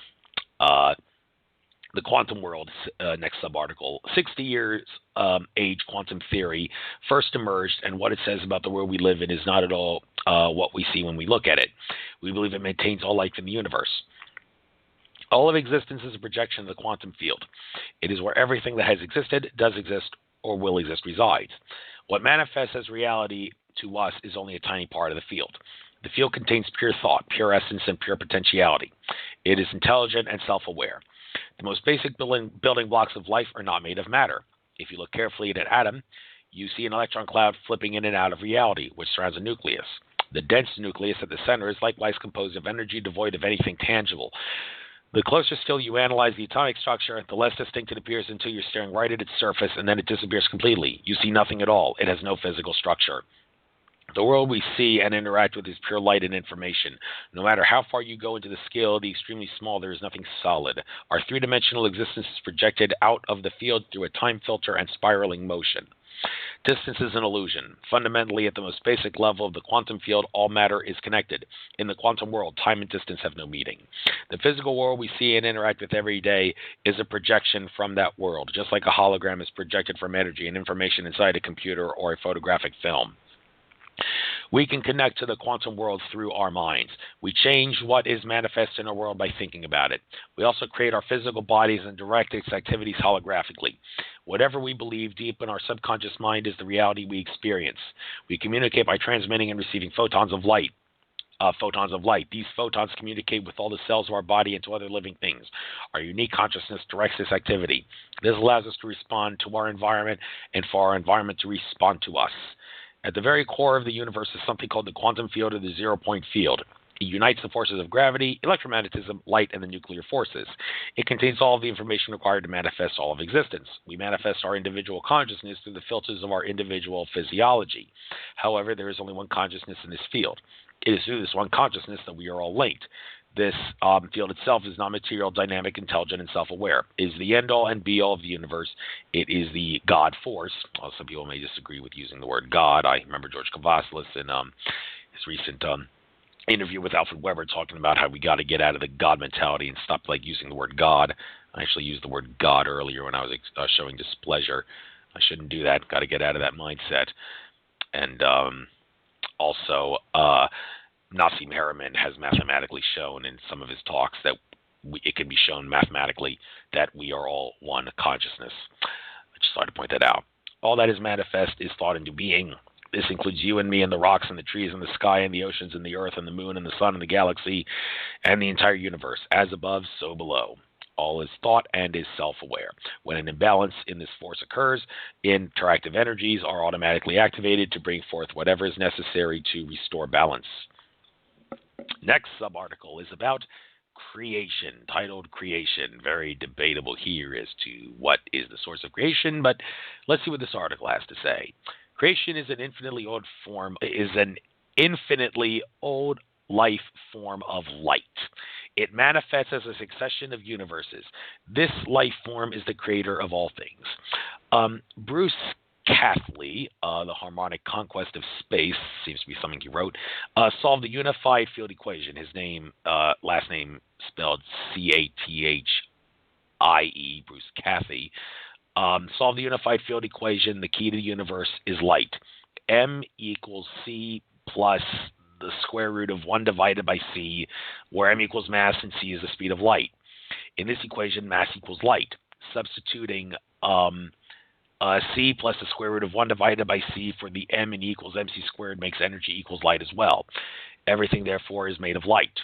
Nothing in our universe exists as an actual thing independent of our conscious perception of it. Mass is not a primary property at all. Humans in the world are light and information. We create the reality we see and experience. Life is not happening to us. Life is not happening to us. We are happening to life. We are the creators of our world. Yes, the photon, the particle of light, is said to have a mass of 0, and everything in this universe is made of light. So where does mass come from? Well, it has been said that the CERN, the Large Hadron Collider at CERN, discovered, for lack of a better word, the Higgs particle, the Higgs boson, which is said to give mass to everything. The analogy, it's hard to make an analogy, but it's like you and a celebrity are walking through the room, and the paparazzi goes to the celebrity and gives him mass. Celebrity represents a particle, you represent a particle, but no paparazzi goes to you to give you mass. That's the analogy for the Higgs particle, which many, I think, would assert is actually like a field, but you don't know if you can trust CERN for a lot of things, if they actually did discover that or what, so make of that whatever you will, but that's what mainstream science says. Next paragraph, Human brain alpha waves are exactly the same frequency as Earth electromagnetic waves emanating from the biota. When we are wide awake and completely relaxed in a meditative state, we are transmitting and receiving Earth consciousness. All physical objects in all times exist at one point in space-time. It is exactly as if we were inside a hologram. All right, next sub-article here. It's called Contact. I'm guessing it's about aliens, extraterrestrials, whatever you want to call them. There's a picture here of the Majestic 12, and the people in Majestic 12, Amirante, Roscoe H. I'm not going to go all the names here, but number 10, Dr. Donald Menzel. I seem to recall Stan Friedman talking about how Donald Menzel, his job is to debunk ETs and UFOs. So seeing him on the Majestic 12 group, which is supposed to research ETs and UFOs, not very trustworthy, kind of like not appropriate. It's like sort of tantamount to the fox guarding the hen house, one might say. Well, whatever. I'm going to get on with the article here. Mass cancellation, electrogravitics, anti-gravity vehicles are real and have been used for over 50 years in this country. A program has been run by a relatively small group of people, about 1,500, from the CIA, NSA, MJ-12, or Majestic, without the knowledge or consent of the President or Congress. The operating funds have been siphoned from other government projects and the importation of drugs, narcotics, cocaine, and marijuana. The war on drugs has been an illusion. A CIA black ops operation called the Enterprise has been deep in all aspects of drug production and importation. President Nixon announced the war on drugs in 1971 when the media started uncovering the evidence of heavy opium usage by servicemen in Vietnam. They were dying from overdoses of drugs provided by a part of our own government. There are programs within the United States government that currently fly anti-gravity vehicles which can exceed the speed of light. The knowledge necessary to create these anti-gravity vehicles comes from extraterrestrials and ancient sacred documents. Anti-gravity technology was developed in Germany by the Vril Society in 1922. Many of the personnel working on that technology were brought to the United States under Operation Paperclip to further develop it after World War II. By the way, I just want to point out, since we're talking about this subject, the new season of Ancient Aliens just started airing this past Friday, but there was supposed to be also a new season of Hangar 1, the UFO Files, which John Ventry, who I interviewed on my show a couple times and met at the MUFON conference, he said that they are canceling the Hangar 1 UFO Files new season, even though it was history's top show, but are making room for Ancient Aliens. And when I interviewed Bill Burns of UFO Hunters fame, he all but admitted that the reason the new episode of UFO Hunters never aired, new season that was supposed to air, was because they were exposing a little too much information that the powers that be didn't want the public to know about. I got a funny feeling the same was true with Hangar 1, the UFO Files, and that's the reason the show is not going to be airing. You could expect that with that airing on the History Channel. History Channel is ultimately owned by Disney. Disney is a major Illuminati operation, so can't really trust them in that regard. So it's a shame Hangar 1 didn't come on, but apparently suffering the same fate as UFO hunters. Next paragraph. When traveling by anti-gravity, mass and energy are exchanged heat faster than the relative speed, the less mass there is. The faster the relative speed, the less mass there is. The speed of light is not a constant. President Truman set up a black ops program called Grudge to be independent of the executive branch of the federal government to allow for plausible deniability in matters of national security, specifically when dealing with extraterrestrial life forms. Neither the President nor Congress has had the authority to investigate any of their activities since then. It has had a number of names throughout the years. The most common have been Majestic, Magic, MJ-12, a branch of naval intelligence. The secrecy was believed to be necessary because the populace wouldn't be able to handle the unfolding issues first encountered in 1947 with Roswell, of course. A test of our reactions revealed it was almost all bad, 97%. The reactions were of two types: shoot first and ask questions later, or call it the Antichrist or the work of the devil. The clergy reaction was worse than the general public, and strangely, scientists weren't far behind. Both groups saw this information as a threat. Our timeline was altered by the arrival of the small grays. Timeline 2 grays near Roswell, New Mexico, January 2nd, 1947. Okay, now this article is trying to assert that it knows what happened to Roswell. Everybody use your own discernment here. Stan Freeman did say in my interview with him when I asked him to give his take on Roswell, because he spoke with Jesse Marcel Sr. Way back in the day about it. And he said it's a tricky question, the question of what happened at Roswell. So make of this whatever you will, but this is what the article says. The small grays, Timeline 2 grays, came to help us avoid making the same mistake that they had made, which threw them into an alternate reality. They also wanted to save themselves and us by creating a new viable hybrid species that would survive the coming changes. In their timeline, they destroyed their planet's surface in a self-induced nuclear global cataclysm, and they survived underground. They lost their ability to reproduce and adapted by genetic manipulation. They returned to the surface many tens of thousands of years later to find that they had changed timelines. They could see that we were following the same path and wished to learn from the experience. We both have vegan heritage. Vegan, not vegan as in doesn't eat meat or animal products. Vegan is in from the star Vega, I believe. They predicted a future Earth cataclysm for the period 2011 to 2013. Well, hasn't really been any major cataclysm. That was probably a bad timeline that they were looking at, but that negative timeline ain't happening. 2 aircraft were involved that were of extraterrestrial origin. The anti-grav vehicles were hit with high-energy radar with embedded twin tornadoes in the middle of a thunderstorm. They crashed into each other. There were 5 beings in each craft. The vehicle recovered in 1947 was from a system in the Large Magellanic Cloud called Andromeda. It was a shuttlecraft on routine assignment. The accident was pilot error. The craft was part of a contingent of ships attached to a starship, which was passing through our solar system. It had slowed to sublight as it approached our moon. The shuttle was sent down to pick up some soil and air samples from a nuclear test site. The pilot had only made 2 to 3 previous landings and never on a planet with such a thick atmosphere. He approached Earth too fast and was buffeted out of control after his craft slammed into a thunderstorm. One of the craft survivors was clutching a box and refused to let go of it. He was subsequently shot in the right leg by a soldier, and the box was taken. The box was the device which allowed the person holding the box to see the future. It was called the Orion Cube. It is believed that this ET was the subject of the popular video narrated by Jonathan Frakes called Alien Autopsy. All of the aliens died except one called EBE. That's EBE. EB was discovered wandering around in the desert near Roswell sometime after the crash. EB was an orange ET. The oranges are from the Andromedan star system, not the Andromeda constellation, the star system Andromeda, which I believe is the second largest constellation in the sky. The other ship had Zeta Grays from Zeta Reticuli, or the Orion system. From Zeta Reticuli, I don't think Zeta Reticuli is Zeta Reticuli in the Orion system? I think that might be a typo. I know there's a hierarchy of Draco Reptilians who give orders to Orion Grays, which give orders to Zeta Grays, the bad guys, that is, that Alex Kyler talked about in the 90s. But I don't think Zeta Reticuli and Orion are of the same system. That might be a typo here.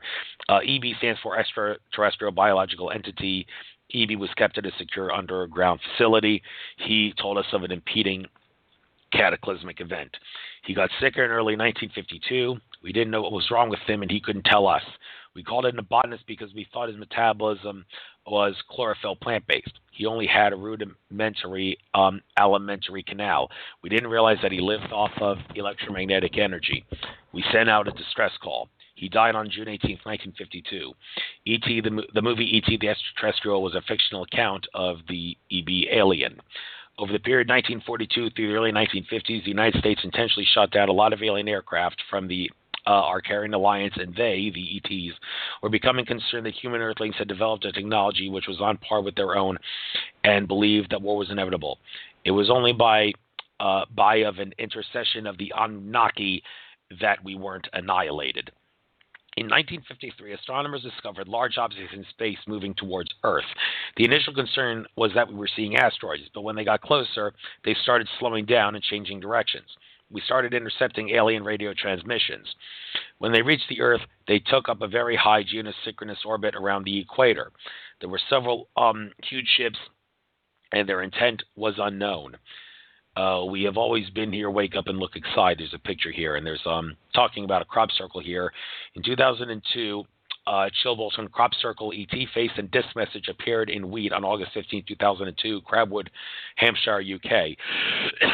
Excuse me, folks. Had a coffee. My throat's getting dry. Gonna have to get some water soon. The crop circle disc had a binary code message. The message was decoded exactly as appears here.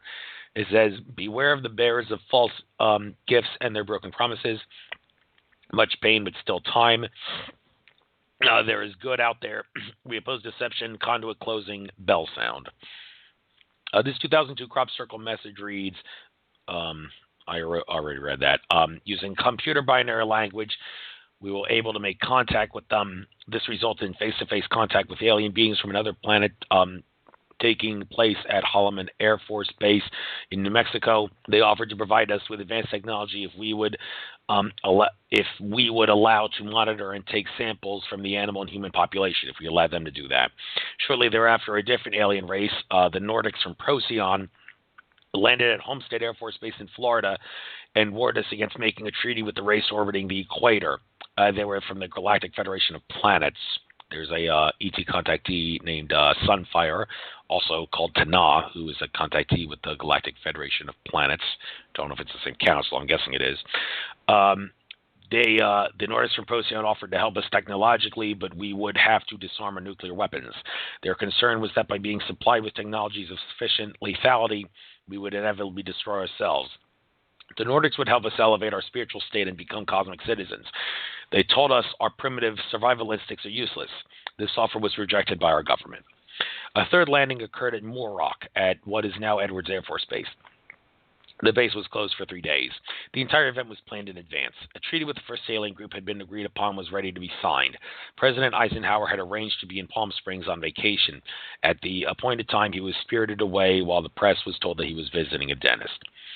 On February 20th, 1954, at Montauk Air Force Base, President Eisenhower personally met with a delegation of extraterrestrials known as the Large Nose Greys from Zeta Reticuli, the Zeta Greys, and signed the treaty. 5 ships landed and were allowed to be studied. There were several different extraterrestrial species present, including one called the Etherians. A witness stated, "I had a distinct feeling that the world had come to an end, for I have never seen so many human beings in a state of complete collapse and confusion. The reality of the other plane aeroforms is now and forever removed from the realms of speculation." The leader of this group of aliens was called His Omnipotent Highest Krill. Most of the human personnel called him Hostage Krill or Krill. They couldn't handle the highness stuff. Shortly afterward, President Eisenhower had a heart attack. Moving pictures of this event still exist. We were told that they were from the planet of the star Betelgeuse, that their planet was dying, and that surely they would no longer be able to survive there. They needed Earth biology to correct reproductive errors. We are biologically related to them. The resulting 1954 Granada Treaty stated that they would not interfere in our affairs and we would not interfere in theirs. We would keep their presence on Earth a secret. They would furnish us with advanced technology and would help us in our technological development. They would not make a treaty with any other Earth nation. They were allowed to abduct humans on a limited basis to examine and monitor their development, provided they had no memory of the event and were returned to the point of abduction. They were required to provide a list of abductees at regularly scheduled intervals. It was agreed that 16 personnel would be exchanged to be guests on the respective home planets for a specified period of time, after which they would be returned and the process would repeat. Thus, a plan was set in motion to develop advanced technology and play host to an alien race that was far more advanced than us. Resources would include retro-engineered alien technology and direct alien technological assistance. This program resulted in the development of UFO technology, and the United States now has a fleet of manned and unmanned anti-gravity vehicles. It would all be kept secret from the public until some future date.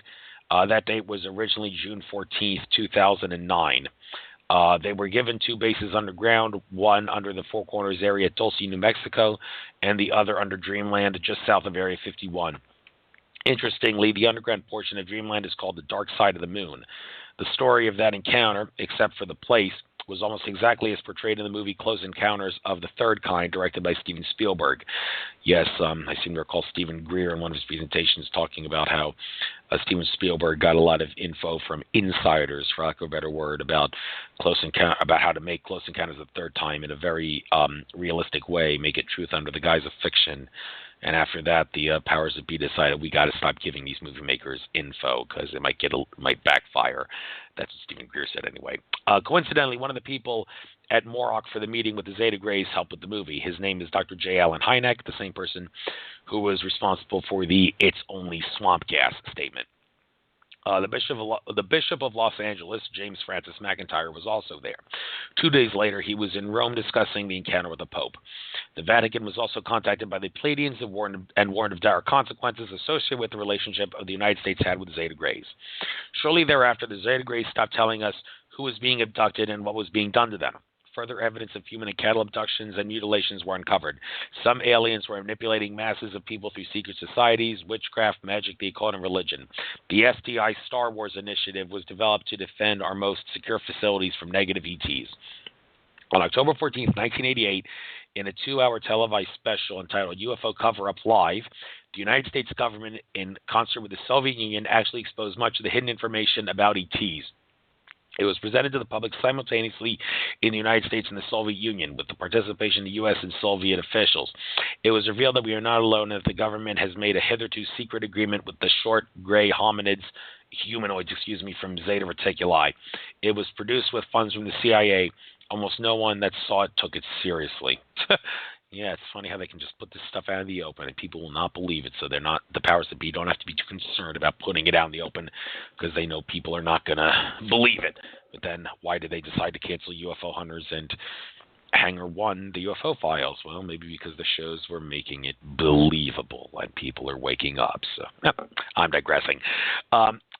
Getting on here, in 1989, Bush Sr., Gorbachev, and the Secretary General of the United Nations, Perez de Cuellar, were meeting to plan the formal release of this information to the public. However, late on November 30th, after one of the planning sessions, Perez de Cuellar was abducted out of his limousine and taken aboard a reproduction human UFO spacecraft, and told that if he didn't stop this plan, that every world leader involved, including the U.S. president, would be abducted and taken off planet. The Dark Cabal made their point, and all further plans for disclosure were scrubbed. United States Code, Title 14, Section 14, Subsection 1211, contact between U.S. citizens and extraterrestrials or their vehicles is illegal and punishable by a 1 year in jail and $5,000 fine. Okay, I did actually look this up when I first read this article. I don't think that's actually written that mentions extraterrestrials in the U.S. code. I think this might be, I don't know if I should call this disinformation. I'm drawing a little bit of a blank as to what I saw when I copied and pasted this in the code to see if it actually said that, but I think it's not actually the real U.S. code. But anyway, in addition, the NASA administrator is empowered to determine without a hearing that the person has been extraterrestrially exposed and imposed an indeterminate quarantine under armed guard, which cannot be broken by court order. Air Force Regulation 202, JNAP 146, provides a penalty of 10 years in prison and $10,000 fine and forfeiture of pay and pension for any member of the armed forces who makes an unauthorized statement about UFOs. SOM101, the Majestic 12 Group Special Operations Manual of April 1954, says, quote, any encounter with entities known to be of extraterrestrial origin is to be considered to be a matter of national security and therefore classified top secret. Under no circumstances is the general public or the public press to learn of the existence of these entities. The official government policy is that such creatures do not exist, and that no agency of the federal government is now engaged in any study of extraterrestrials or their artifacts. Any deviation from this stated policy is absolutely forbidden. A little quote here by Dr. Herman Oberth, a rocket scientist and father of the space age, is, quote, we find ourselves faced by powers which are far stronger than we had hitherto assumed. Flying saucers are real, and there are spaceships for another solar system. And Gordon Cooper, an astronaut in the 1973 UFO Congress, New York, says, Quote, I can now reveal that every day in the USA, our radar instruments capture objects of form and composition unknown to us, and there are thousands of witness reports and a quantity of documents to prove this, but nobody wants to make them public. Why? Because authority is afraid that people may think that God knows what kind of horrible invaders. So the password is, we have to avoid panic by all means, because people can't handle the truth. How sad. Okay, the FAA space control operators are largely prevented from seeing the UFOs on their radar screens by filtering technology that eliminates objects flying at excessive speeds or altitudes. The controllers call them fast walkers. Eisenhower was the last president to know the entire overview of the alien issue, with one notable exception. Just let me point out here that Laura Eisenhower, I believe, said that the treaty with ETs that Eisenhower signed, it was already in the works since the presidency of FDR. Of course, FDR, he served 3 terms and died at the beginning of his 4th term. I'm drawing a blank as to which term exactly that would have been, where the treaty was put in effect during FDR's presidency, but Laura Eisenhower did point that out. But anyway, I said here in the article, Eisenhower was the last president to know the entire overview of the alien issue, with one notable exception. Succeeding presidents were told only what the intelligence community wanted them to know. There was a recent video uploaded on the UFO TV YouTube channel about Need to Know, where Timothy Good, I believe, was the presenter for that video. You guys want to check that out. Cool presentation there. President Jimmy Carter had planned to make exposure of the aliens a top priority of his administration, but changed his mind after he was told by a leading research scientist working with ETs that all religions are man-made. He did not believe that people were ready for this information. Mr. Bush was the young, ambitious member of the Council on Foreign Relations, volunteered his business to aiding the cause of developing the alien technology back in the 50s. He was the president and CEO of Zapata Oil Company of Texas. Zapata was experimenting with offshore drilling, and he arranged for drugs to be shipped from South America to his platform by fishing boats. The drugs were then transferred to the U.S. shore by normal means, thus avoiding customs agents. The plan obviously worked better than anyone expected, as today the NSA and CIA control all the world's illegal drug markets. 1 in 40 humans have been implanted with alien devices. 1 in 40, where are you getting that statistic? The intelligence community is concerned that the aliens are building an army of implanted humans. Their agenda has been to create a slave race or do their bidding and take over the planet. They urge the wars, violence, and fear as they live off the negative energy that is generated. Human and cattle abductions were being performed by aliens. They were dying, and they needed Earth biology. This is Linda Moulton Howe material. In the course of their own history as a species, they lost their evolutional spiritual selves. The result is they were no longer able to conceive and had all sorts of reproductive issues trying to do it artificially. The errors cannot be corrected. They succeeded in creating a valuable race of alien human hybrid beings called the Essassani from our human DNA. In 1993, they left the planet and returned to their home world. All right, I need to get a quick drink here. This is the next article coming up. Sub-article, excuse me.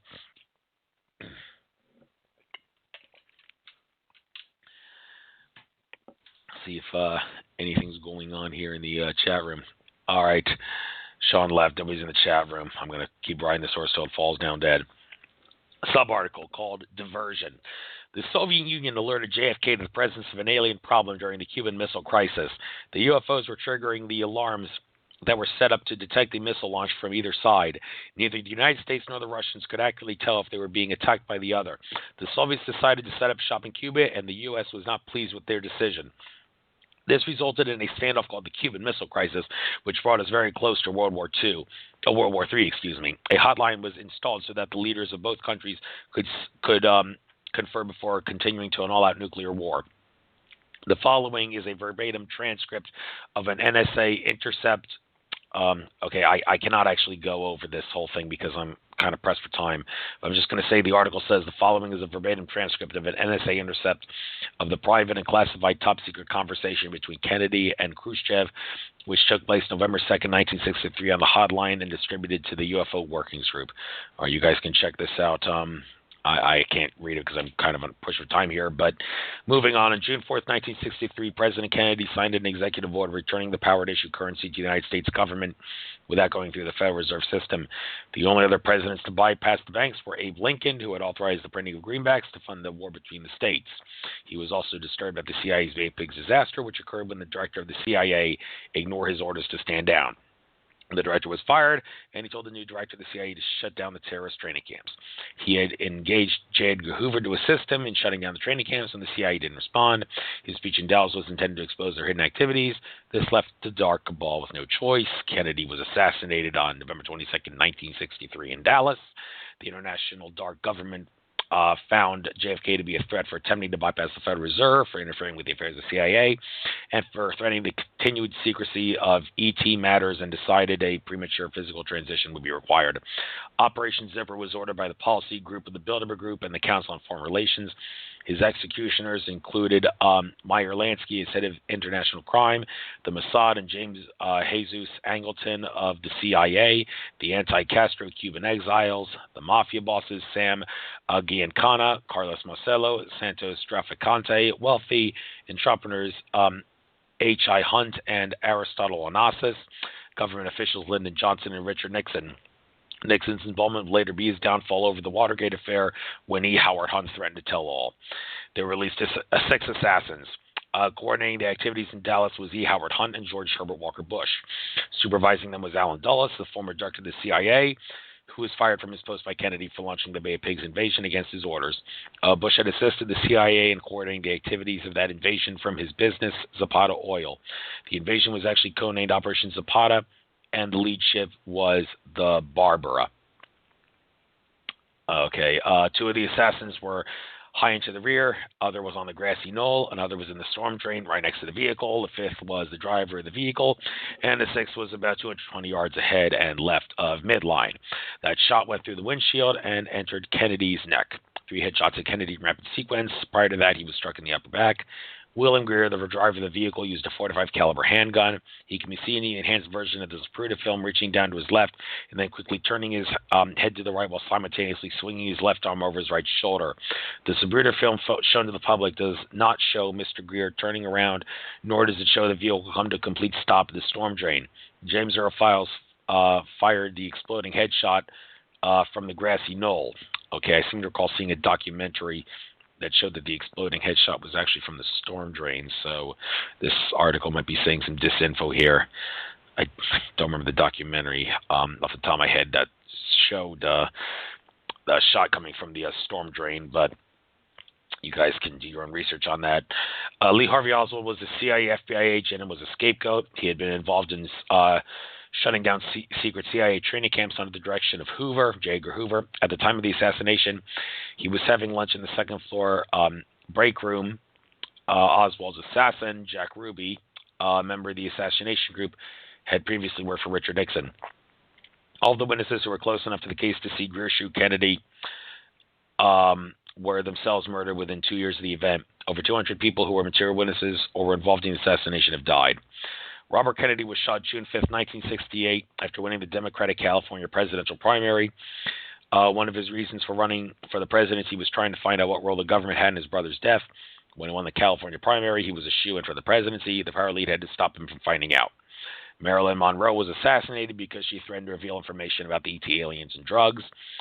As his first official act, President Lyndon Johnson rescinded the Kennedy presidential order to issue constitutionally authorized debt-free currency. Incidentally, Johnson changed the Oval Office carpet before Kennedy was assassinated.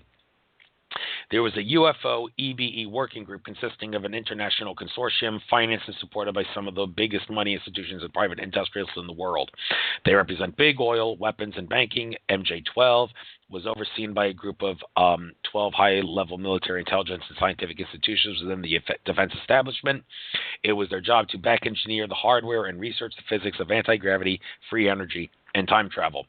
The main facility for this was called Blue Moon, which is under Kirkland Air Force Base in New Mexico in the Manzani Mountains.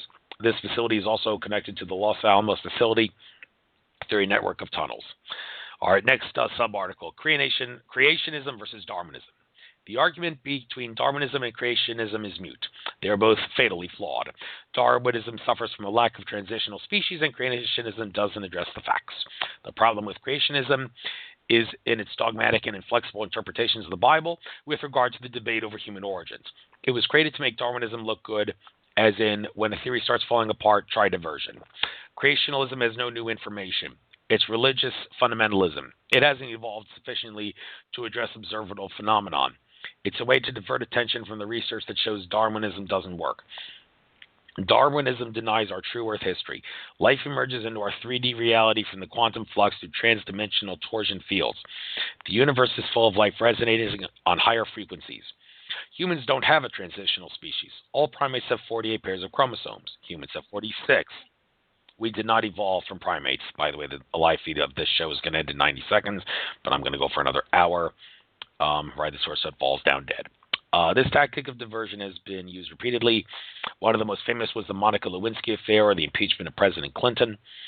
Did you notice it lacked substance? Did it seem perhaps inane that the world's media was completely consumed with whether or not the president knew her in the biblical sense, and how exactly he knew her, and what the definition of sex is, and what the definition of is? What was really going on was a disclosure project headed by Stephen Greer, Dr. Stephen Greer, which descending on Washington, D.C., with 400 government and civilian insiders that give weeks of congressional testimony on their knowledge of the Black Ops programs, including illegal drug importation, extraterrestrials, and suppressed technologies. By 1989, over 3 million Greys occupied the underground complexes and are interfering with the functions of government. They welched on their agreement when they started abducting humans. Over 25 million people have been implanted with control devices. All the nations were told of this, and within 5 months, the USSR was dismantled to unite with the U.S. and its Star Wars technology to fight this infestation. They have since left the planet. All right, next sub-article, free energy. Quantum flux, zero-point energy, exists and is being used by the military and the power elite. This technology allows energy to be extracted from the vacuum of space, from the sea of energy that surrounds us. It can be done with the use of electromagnets with and without moving parts. This sea of energy has been given many different names, including zero-point energy, quantum flux, vacuum flux, dark energy, dark matter, ether, chi, and prana. I wonder how they put dark matter and dark energy into this. A lot of people, scientists, they don't know what that stuff is yet. Hundreds of inventors have stumbled onto it over the past 100 years, only to see their projects and their lives destroyed by the Black Ops people. The sea of energy is enormous. The amount of people contained in the volume of a tiny light bulb will be sufficient. The amount of power contained in the volume of a tiny light bulb will be sufficient to heat all the oceans of the world to the boiling point, or power an anti-gravity vehicle faster than the speed of light. Many such devices could power all the cities of the world without pollution of any kind, without consuming any natural resources. We don't need polluting energy sources and haven't needed them for 50 years. The technology has always been developed by projects within our own government and paid for by our tax dollars. The release of this technology has been prevented because to do so would make all the oil wells, tankers, mineral rights, and investment schemes obsolete. It would destroy the fundamental financial fabric of society and the source of wealth and power of the world's power elite. Why do you think they didn't let Nikola Tesla expose this technology? However, the release of this technology would also create a new fabric for society. We wouldn't be invading other people's countries, destroying wildlife and forests, polluting the oceans, and destroying the planet. We wouldn't have to pay anything for electricity in our homes, factories, or transportation devices. The cost of goods and services would plummet because the greatest cost of providing the goods and services are the energy costs, which would drop to nothing. Even the poorest could afford the basic services. One of the main reasons that the UFOs have not been officially recognized is because of their power plants. They're not using conventional fuels to run them, and exposing that would open a whole new can of worms about alternative energies that are so powerful that it can power a spacecraft interdimensionally faster than the speed of light. We've been told that the power elites would rather nuke a major American city than expose that technology. And speaking of which, the next article is The Nuclear Danger, showing a nuclear fallout map from Fukushima. The use of nuclear material is bad for all living things. We've already seen what a failed nuclear reactor can do at both the 3 Mile Island and Chernobyl. What we rarely hear about is what happened to a town in the Ural Mountains of Soviet Russia in 1957. The town of Kaishtaim, with I think that's how it's pronounced, with 150,000 residents, was vaporized by a gigantic nuclear explosion. The official cause was the accidental detonation of tons of high-grade radioactive waste which had been buried at the edge of town. The town was involved in making nuclear weapons. Officially, unofficially, someone slipped. The Earth has been under assault in the year had been undersold in the year 1945 through 1998 with an estimated 2050 thermonuclear test detonations, 2050 nuclear test detonations. This has caused widespread Earth changes, including the loss of much of the ozone layer, weather changes, marine habitat loss, mass extinctions, and tectonic activity. On August 29, 2007, 6 nuclear missiles were lost aboard a B-52 bomber. The warheads and missiles were armed and ready to launch after going through an extremely complicated and security-laden procedure. They were attached to the wings of a B-52 bomber and launched from Minnow Air Force Base in North Dakota. The nuclear missiles were found at Barksdale Air Force Base in Louisiana, still attached to the wings of the same B-52 after a 36-hour flight. The order to launch came from the Office of the President of the United States. Mr. Bush officially denied the order came from him. A military serviceman violated regulations by making the incident public. We are unable to confirm a target, but it is believed that it was Iran. Iran is a big problem to Israel for claiming that the Holocaust was a hoax and for developing nuclear technology. The official explanation was it was a mistake. Of note, for this to happen, at least 60 different people on the base would have had to be notified and agree with the orders. No doomsday plane has ever departed U.S. soil armed with fully activated nuclear weapons. It was completely understood by all who worked at that base that should that happen, we would be at war. This was no accident. Someone wanted to start a third world war, and that someone was at the top of the command structure, the United States President. A Joint Intelligence Service report showed that Iran had stopped nuclear weapons development in 2003. This was the most devastating blow to the hegemony, whatever the word is pronounced, of the Bush administration. The report was released before they had a chance to review and censor it. An official post-World War II Allied inquiry into the possibility that gas chambers were used to kill people in German concentration camps was concluded in 1948. The report signed October 1st, 1948 by Commander Anton Mueller and his second-in-command Emil Lachau contained the following message, quote, "The Allied Commissions of Inquiry have so far established that no people were killed by poison gas in the following concentration camps, Bergen-Belsen, Buchenwald, Dachau, Flossenburg, Gross-Rosen, Mauthausen, Notzweiler, Neuengamme, Niederhagen, Ravensbrück, Sachsenhausen, Stutthof, and Theresienstadt. Oh, sorry if my German's rusty. Zyklon B is a pesticide. It produces a poisonous gas. Typhus and tuberculosis were epidemic in Germany during World War II. Typhus is carried by lice. The prisoner camps all had showers and gassing chambers. Upon entry into a camp, the people were required to move their clothing and shower while their clothing was gassed with Zyklon B pesticide. All accounts of entry to German concentration camps speak of shaving hair, showering, and other delousing procedures. All is not as it seems, and an Illuminati plan was involved. Our next sub-article is about the moon.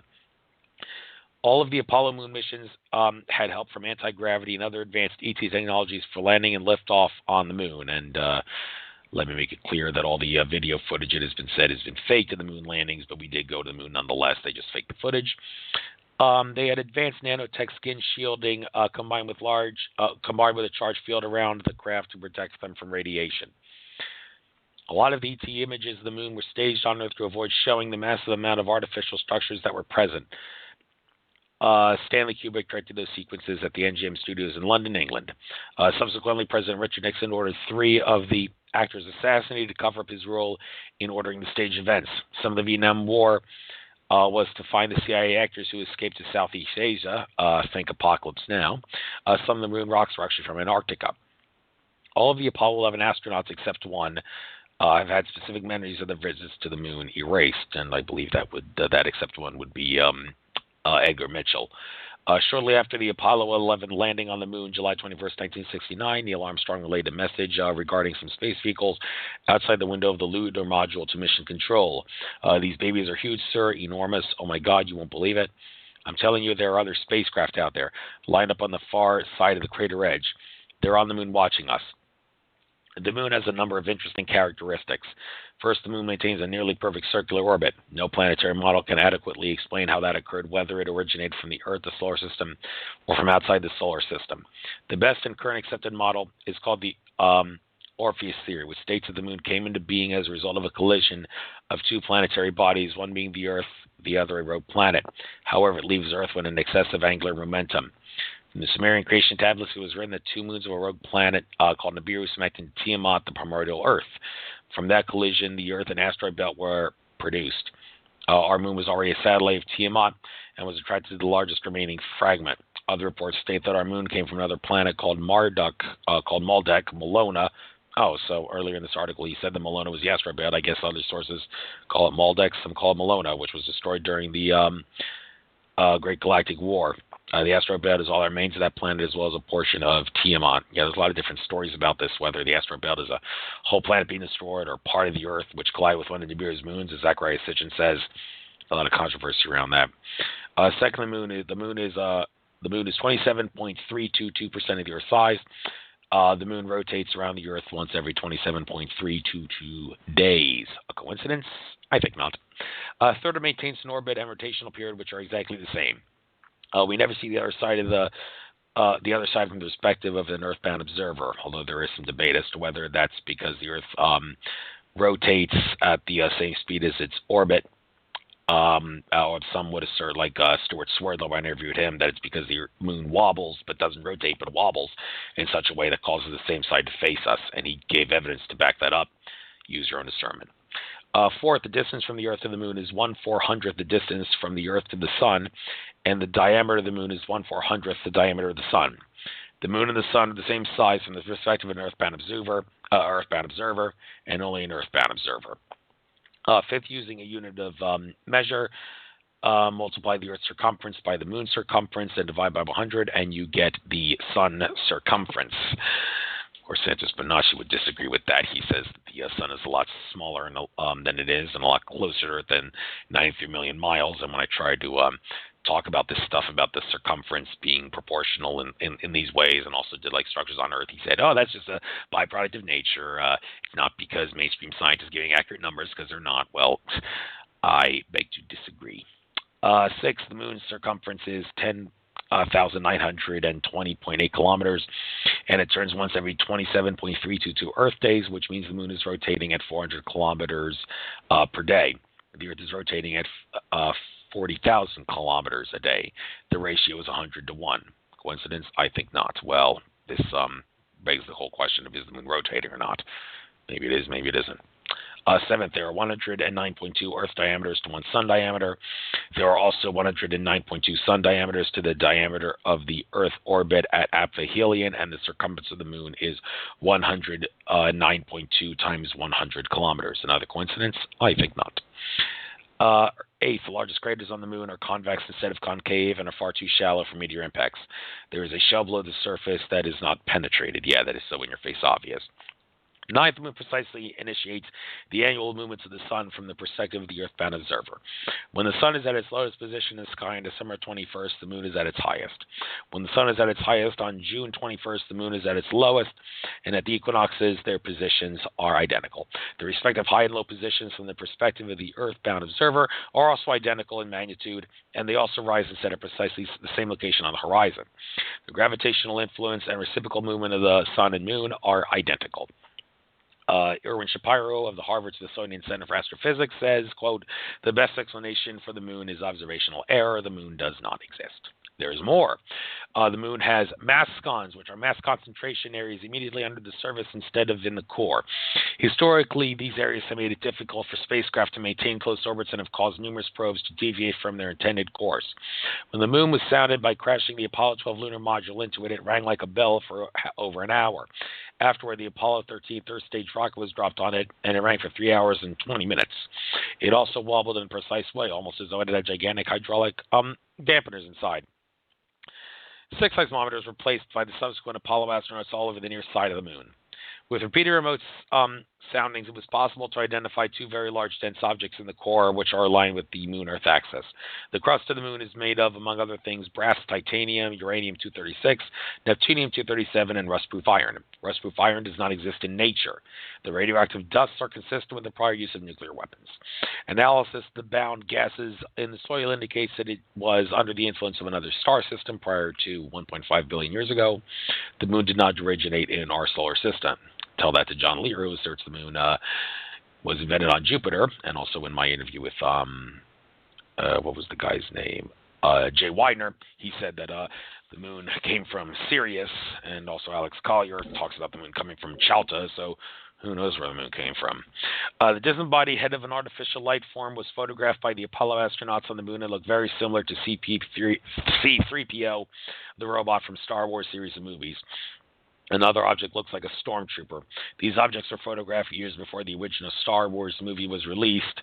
Maybe George Lucas knew about it. The moon is well, of course, George Lucas knows the name of the tune. A lot of his Star Wars movies, all the movies, in fact, are under the guise of fiction in many regards. The moon is inhabited by both ETs and humans. They live inside. There's at least one large helium-3 fusion reactor facility on the moon, which can be easily seen with an amateur telescope. It is on Aristarchus. It has a distinct bluish color. The following picture is a low-res daylight Hubble image. I can't show the picture here, but it is there in the article. The moon has a human mining base on Sinus Medley, which extracts helium-3 for fusion reactors. This is a civilian operation. There is also a joint Soviet-U.S. military base called Luna. When President Kennedy stated we would go to the moon before the decade was over, we were already there. The moon has a weak atmosphere, and it is possible to walk by the surface without a spacesuit after going through decompression, but with supplemental oxygen. There are plants growing on its surface. Yes, John Lear did talk about it in an interview with him, and he says that the sky on the moon is a saffron yellow color. A large extraterrestrial base is visible on the far side of the moon. Much of the far side inside is currently occupied by extraterrestrials. The far side and the inside. There are at least 3 small cities occupied by humans and humanoids. There are numerous structures on the moon made of glass which are very old and heavily damaged. They are the domes of ancient cities.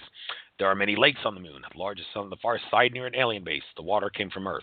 There is one very large and very old damaged alien spaceship clearly visible on the far side of the moon. This was photographed by the Apollo 20 astronauts. Yes, there were other Apollo missions. We have been going to the moon since 1962 in anti-gravity vehicles. The Germans were there in 1947. The Earth wobbles. The wobble is called the precession. All spinning tops precess in the opposite direction of spin. The Earth's precession cycle is about 25,920 years. The rate of precession is governed by a physical law that connects the distances of the Earth to the center of our galaxy. Yes, John Major Jenkins talked about this in his book, Maya Cosmic Genesis 2012. Our solar system is 25,920 light years from the center. As long as we remain 25,920 light years away, the rate of precession will always be 25,920 years. The physical laws governing this phenomenon have not been worked out, but have been demonstrated in experimental models. And I believe that Major Jenkins talks about how the precession of a proton in relation to its distance from something. Don't remember. There doesn't seem to be any article on the internet that talks about this, what he writes in his book, but it does have something to do with possession of protons. And the Earth's precession does alternate anywhere from like 24,320 years to 26,000 something years, depending on how close or how far it is from the center of the galaxy, I'm guessing. All right, our moon is reportedly from a star system in the constellation Ursa Minor called Shalta. Yes, that's what Alex Carter talked about. It was modified and brought here during the Great Galactic War as a satellite of Montauk, the planet which is now the asteroid belt. It is entirely artificial with a titanium shell and a hollow interior. It is used to have 9 huge dome cities on it. Remnants of these domes still exist on the surface. And like I said, some other sources have mentioned that the moon comes from other places. Next article is the other planets. It's a title, next sub-article. Titan, a moon of Saturn, is not as cold as we are led to believe. It has water and water ice and abundant life forms. It has an oxygen-nitrogen atmosphere similar to our own. It has hundreds of times more liquid hydrocarbons than all of the known oil and gas reserves on Earth. It is the Persian Gulf of the solar system. Iapetus is the outermost moon of Saturn. It resembles a space station right out of Star Wars. It has less mass than expected. It has a metallic-like reflective surface. It has a massive equatorial ridge 6 miles high with 3 ridges embedded in it, and Jim Mars talks about this in his book, Our Colded History, suggesting this is in-your-face evidence that Iapetus is some sort of an artificial body masquerading as a moon. Iapetus has rectilinear geometry on the surface consisting with a truncated icosahedron,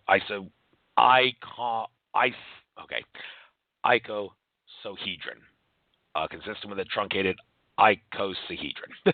It has a dark side and a light side, which are different. The planet can't be seen on one side. It's calling it a planet, not a moon. I guess that you can call it a planet if you want. Its rotation and orbit are perfectly synchronized, and it's outside the planetary ecliptic. It also resembles the properties of our moon in many ways. It is reportedly the base of the Galactic Federation in the solar system. Venus was once known as the Destroyer and was placed in orbit to stabilize the solar system. When Earth and Venus are at the closest position to each other, the same side of Venus is always facing us. I seem to recall Andrew Bartz is saying that in his recent talk that Venus did not originally come from our solar system. It has no clouds at its poles. Lightning emanates from the planet's surface. It was recently found to have oxygen in its atmosphere. In 1985, NASA discovered 3 pyramids and a sphinx in a complex that looks like those of Egypt. It is called the Caesarean Complex. More than 200 photographs have been taken of it. Venus is being transformed. There are glass tubes that are several hundred feet in diameter on the planet Mars. One of them shows a break, and the break is a vehicle. The picture on the right is of a large alien spaceship, positioned on the edge of the Valley Marineris. The Mariner Valley, it's also called that canyon, which earlier in the article was said to be created by HAARP, make of that whatever you will. It has windows and engines visible, that spaceship does. It appears to be very old, that one spaceship positioned on the edge of the Mariner Valley. All the planets as well as the sun are electromagnetic. The temperature inside the sun is colder, not hotter than its surface. The sun's power is only partially nuclear. 2/3 of its power is gated from another dimension. Where is the source of some of this information for this article? The Mars probe Opportunity captured a humanoid on one of its high-res paranormal shots, which was discovered after digital enhancement. In 1989, there were more than 670,000 humanoids on the planet Mars. They lived in multiple underground cities. The Draconians reportedly invaded Mars and destroyed a colony in 1989. We were then told by the Draconians that we had to trash the Earth environment and extinguish self-rule and bring people to their knees, or they would come here and distinguish us as well. There are many artificial structures buried under a thick layer of dust and silt, which are reminiscent of ancient Martian cities destroyed by a planetary cataclysm some 70,000 years ago. There is a large underground base at Utopia Planitia, the nowhere plane at the bottom of an ancient seabed. As part of the Great Galactic War, a massive plasma discharge slammed into the planet Mars, vaporizing the water and ripping away the atmosphere, and in a matter of minutes carved the huge Mariner Valley we see today. Oh, wait a minute, didn't they just say earlier that HAARP created that? Okay, article is disinforming itself. Okay, fragments of that planet were blasted into space and small chunks found their way to Earth. Again, use your discernment, people. Martian rocks can be found lying about on Antarctic ice to this day, which they say are a rock that shows what appears to be the fossil of some form of bacteria came from Antarctica, I believe. What's the HL3001 or something like that is the name of the rock. There are a number of stargates and looking glasses on Earth which allow us to travel great distances and to look back and forth in time. Except for lesser size, a looking glass looks nearly identical to the machine that was created for the movie Contact, in which the character Ellie travels to Vega. All were deactivated in 2006 to prevent an Earth cataclysm. The time portals and looking glasses have all indicated a problem with the 2011-13 time frame. They can't go there. After the year 2013, Earth is missing. There are 2 very large sculpted faces on Mars. On one side, at 40 degrees north in a region known as Cydonia, is a half-man, half-lion image, and on the opposite side of the planet is an image of a young female wearing a crown. The former image is a monument to a Nibiruan Anunnaki leader called Alalu, as identified in the 6,000-year-old writings of the Sumerians translated by Zechariah Sitchin. It is 1.6 miles long by 1.2 miles wide by 2,000 feet high and contains within 3 massive pyramids. It has teeth, eyes with a pupil, a nose with nostrils, a mouth and chin, and a headdress similar to that of ancient Egyptian pharaohs. The left side of the monument, the right side is seen from above, is that of a lion. Interestingly, there's another monument on Earth which is half-man, half-lion, associated with 3 massive pyramids known as the Sphinx. I should point out that George Kavasilis, in one of his recent talks, did say that in one of his past lives when he helped bring the pyramids to Earth to anchor the male energy of Orion to Earth, he was part of the group that did that. He said the Sphinx was actually originally the Egyptian god Anubis, the jackal, the head of the desert jackal god, not a lion. Make of that whatever you will. The queen has a more realistic human appearance and is of a similar size. We have been going to the planet Mars beginning in 1971, both in anti-gravity vehicles and through jump rooms. The Russians were there with us. Traveling to Mars using a jump room was virtually instantaneous. It looks like an elevator. The doors close and then they open. and then you're on Mars. There are plants and animals on the planet Mars. There are many canals and rivers. There are massive reserves of water below the surface. There is water like a water ice of the poles. It is full of life. The sky on the planet Mars is blue, baby blue. The color images we have seen have been dimly altered to give a reddish sky. Yes, Alfred Weber talks about this. Andrew Bashago says he was at Mars in the Jumping program, did as well. And Alfred Weber has a whole booklet of life on Mars, predator animals in many regards. They are. The atmosphere on the planet Mars is thin but breathable. No spacesuits or supplemental oxygen is required to walk about on the surface, although Andrew Bashago did say there was much less oxygen, that it would eventually cause a lot of pain in the muscles if you tried to breathe hard. The temperature on the surface of Mars is above freezing most of the time. It is very similar to Earth at 12,000 to 14,000 feet elevation. Atmospheric pressure is 710 millibars, and the average equatorial temperature is 59 degrees Fahrenheit. Mars' artificial moon Phobos has a city on it which is an alien outpost. It was once a moon of Montauk. Approximately 75,000 years ago, the first true humans, who were originally Martians, appeared on Earth. I thought humans originally came from Lyra constellation. Now, we are genetic royalty, so I'm sure we were Martians too. Next, Triton. Triton was built as a way station to deal with a mass exodus. Triton is a moon of Neptune. It is in orbit around Neptune. Triton is an artificial planet and was towed into the solar system. The conditions on the inside are as near as possible to a copy of those on Earth. Triton is enclosed by a transparent dome which allows the sunlight to penetrate into the interior. The sun's rays are amplified 1,020 times to give the same intensity as the sun on Earth.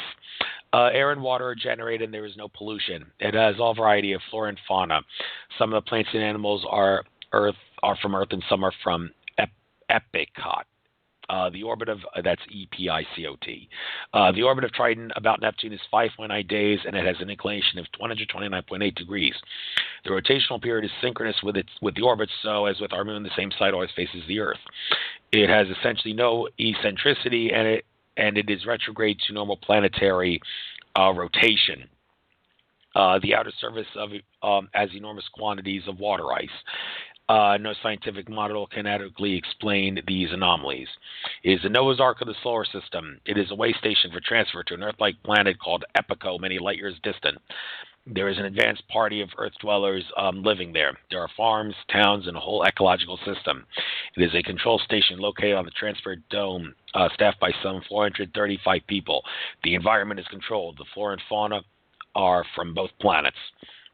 The alien protectors of this planet are allowed and required by cosmic law to save all life on Earth in the event of a natural cataclysm. However, they have to follow the law of non-interference. They will not save us if we destroy ourselves, nor if we refuse assistance.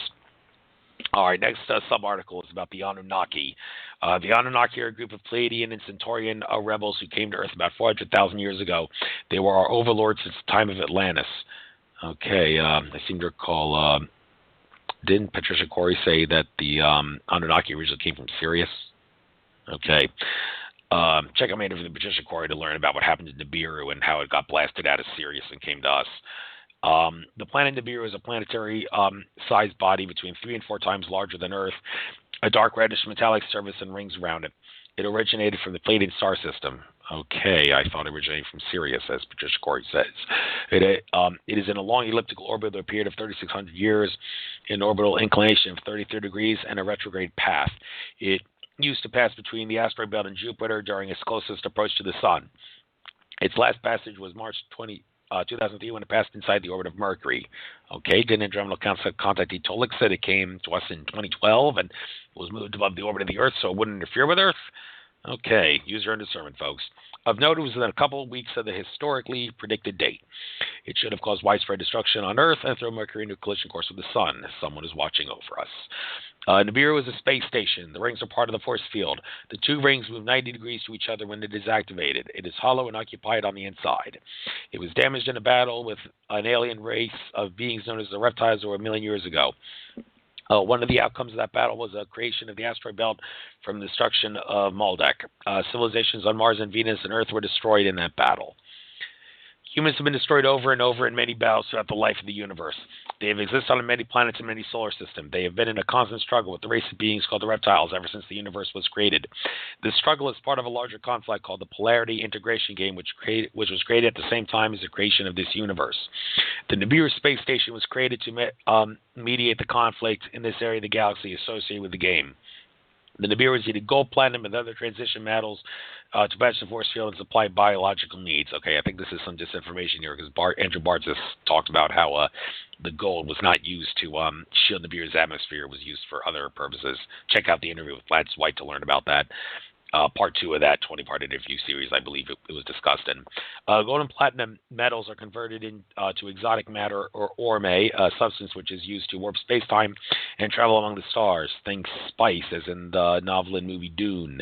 It is also ingested to extend and sustain advanced life. Yes, I did an interview with David Kane talking about the science behind ormus and monatomic elements.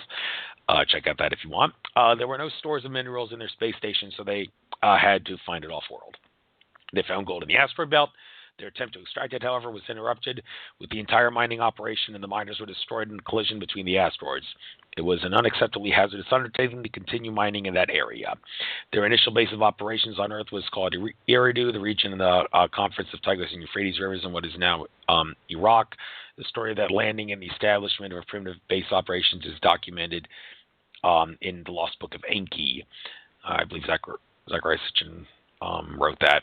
In an effort to resolve the conflict as well as to fulfill their contract with the creators to provide a vessel for etherics and the lost souls of Montauk, Enki, with the assistance of his sister Inanna, developed an alien-human hybrid, the original Adam and Eve. This being contains genetic information from the Anunnaki and a native Earth species found in southeastern Africa known as Homo erectus, which was a creation of the Syrians. Homo erectus this being was created nearly identical to the Anunnaki in every way, except for short lifespan.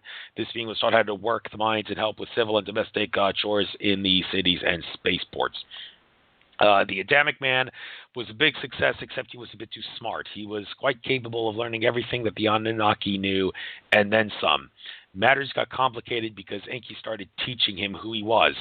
Incidentally, Adam and Eve lived in a compound called Eden, and Enki was the snake or Lucifer in the biblical story, and the Lord of the Garden was his brother Enlil. There was no apple, and Eve didn't tempt Adam. That story was inserted into the oral tradition by Marduk, the god of the Old Testament, around 2000 BC. The Eves could intuitively see the prison in which they had been placed and wanted out. The Adams had to be shown. It was supposed to impress upon man that the matriarchal system didn't work and was the fundamental cause of man's downfall. They needed an obedient slave race and weren't going to get it with the Eves in charge. The tree of the knowledge of good and evil was a symbol of for the Enki school, which was created to teach the ancient knowledge to Adapa and Lilith, Adam and Eve. It was also called the Brotherhood of the Snake, the mystery schools. The fruit was symbolic of the knowledge. Adam and Eve were prototypical mutant humans that represented a new breed custom tailored for their roles as obedient servant slaves of the overlords. By telling them who and what they were, Enki had contaminated the genetic line. Enki clothed, taught, and protected man. He therefore personified humanitarian goodness and enlightenment through his defiance of authority, and Enlil, as the story goes, was the exact opposite. All right, now we're going to move on a little bit. I have only half an hour left until this show is going to end at will, and I'm only like halfway through this whole article. So I guess if I need to host a show by myself again, I'll pick up where I left off, and I'll continue this article and maybe another article that I have on my mind that I'll talk about. But the next sub-article here, I'm just going to keep going. Montauk Project and the Philadelphia Experiment. Radar invisibility was being researched aboard the Liberty ship SS Andrew Frueseth, others say it was the Eldridge or the Minesweeper IX-97, stationed at the Philadelphia Naval Yard in October 1943. The object was to make the ship invisible to radar, but resulted in unintended consequences. The ship rematerialized at its berth in Philadelphia, then dematerialized and rematerialized back in Pennsylvania, spanning 400 miles in an instant. It was momentarily removed from the space-time continuum. Both Nikola Tesla and Albert Einstein were involved in its development. The sailors who were aboard the ship and who survived the experiment returned in a state of mental disorientation and horror. Some of them continued to dematerialize and rematerialize. Others disappeared altogether. Those that didn't survive had rematerialized inside the bulkhead of the ship. At least one sailor jumped ship and appeared 40 years later. The chief technical advisor in the experiment, Dr. John von Neumann, was reassigned to a project at the Brookhaven National Laboratories on Long Island called the Phoenix Project. There he attempted to link people's minds with machines. Eventually, he achieved a superior understanding of how the mind functions and achieved the sinister, if not awesome, mastery of total mind control. The project was presented to Congress for funding and was rejected in part due to the obviously dark aspects. A private group took over the project and presented a proposal to the military as a warfare technology for controlling the mind of the enemy. This group established a research facility at an abandoned Air Force station at Montauk Point, Long Island, that became known as the Montauk Project. In 1972, it was funded and was engaged in massive mind control experiments on humans, animals, and other forms of consciousness, such as etherics and transdimensional beings. They worked with amplifying psychic abilities to create illusions as well as the virtual creation of matter. Eventually, they started creating time portals and toying with the consequences of bending time itself. Massive and outrageous experiments were being conducted, which eventually climaxed in 1983 with a time vortex linked to the 1943 Philadelphia experiment. The assistants to the project got together and decided that the project was out of control and decided to crash it. While sitting in a Montauk chair, the chief psychic manifested a giant beast from his subconscious, which literally destroyed the project and much of the base. The project was subsequently terminated, and all the entrances and air shafts were filled with cement. Both projects ultimately became linked to a master occultist magician known as Aleister Crowley, who has been called the most diabolical human on earth. Crowley was practicing sexual magic, communicating with disembodied entities, and traveling interdimensionally. The chief psychics of the Montauk location were closely linked with him through prior relationship. And on the very day of the Philadelphia experiment, Aleister Crowley was directing a magical ceremony at Cornwall, England, with a large rock that had a hole in it. An individual went through the hole in the rock, and a force was generated which disturbed the waters of the Atlantic all the way from England to Long Island, New York, and 40 years into the future. The Montauk chair was a chair that had been removed from an alien UFO. It linked the mind of the individual seated in the chair with all of time and space. The Montauk Project received support through various alien groups, primarily the Zeta Grays and Orion reptiles. This Orion group already had a long-term contract with our federal government dating back to 1953 on developing mind control through a more highly automated technical society which would be more easily controlled.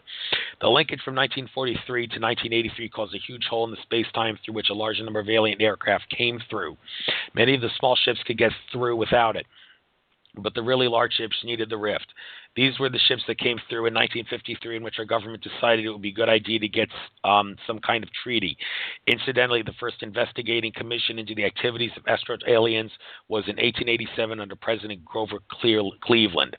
The alien problem is not new. Grover Cleveland, that's the first or the second term, not sure, because he served two not consecutive terms as president. The rift was stabilized in 1963 because there is a forward and a reverse time wave created when these portals are opened.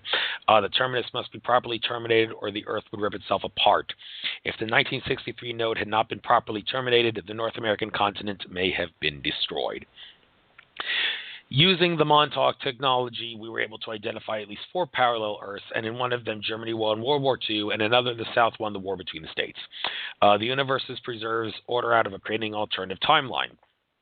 If someone goes back in time and makes a change that significantly alters future events, that person will then create a new timeline with the altered events and will not be able to go back to the original timeline. Ultimately, they were able to create a jump room to Mars.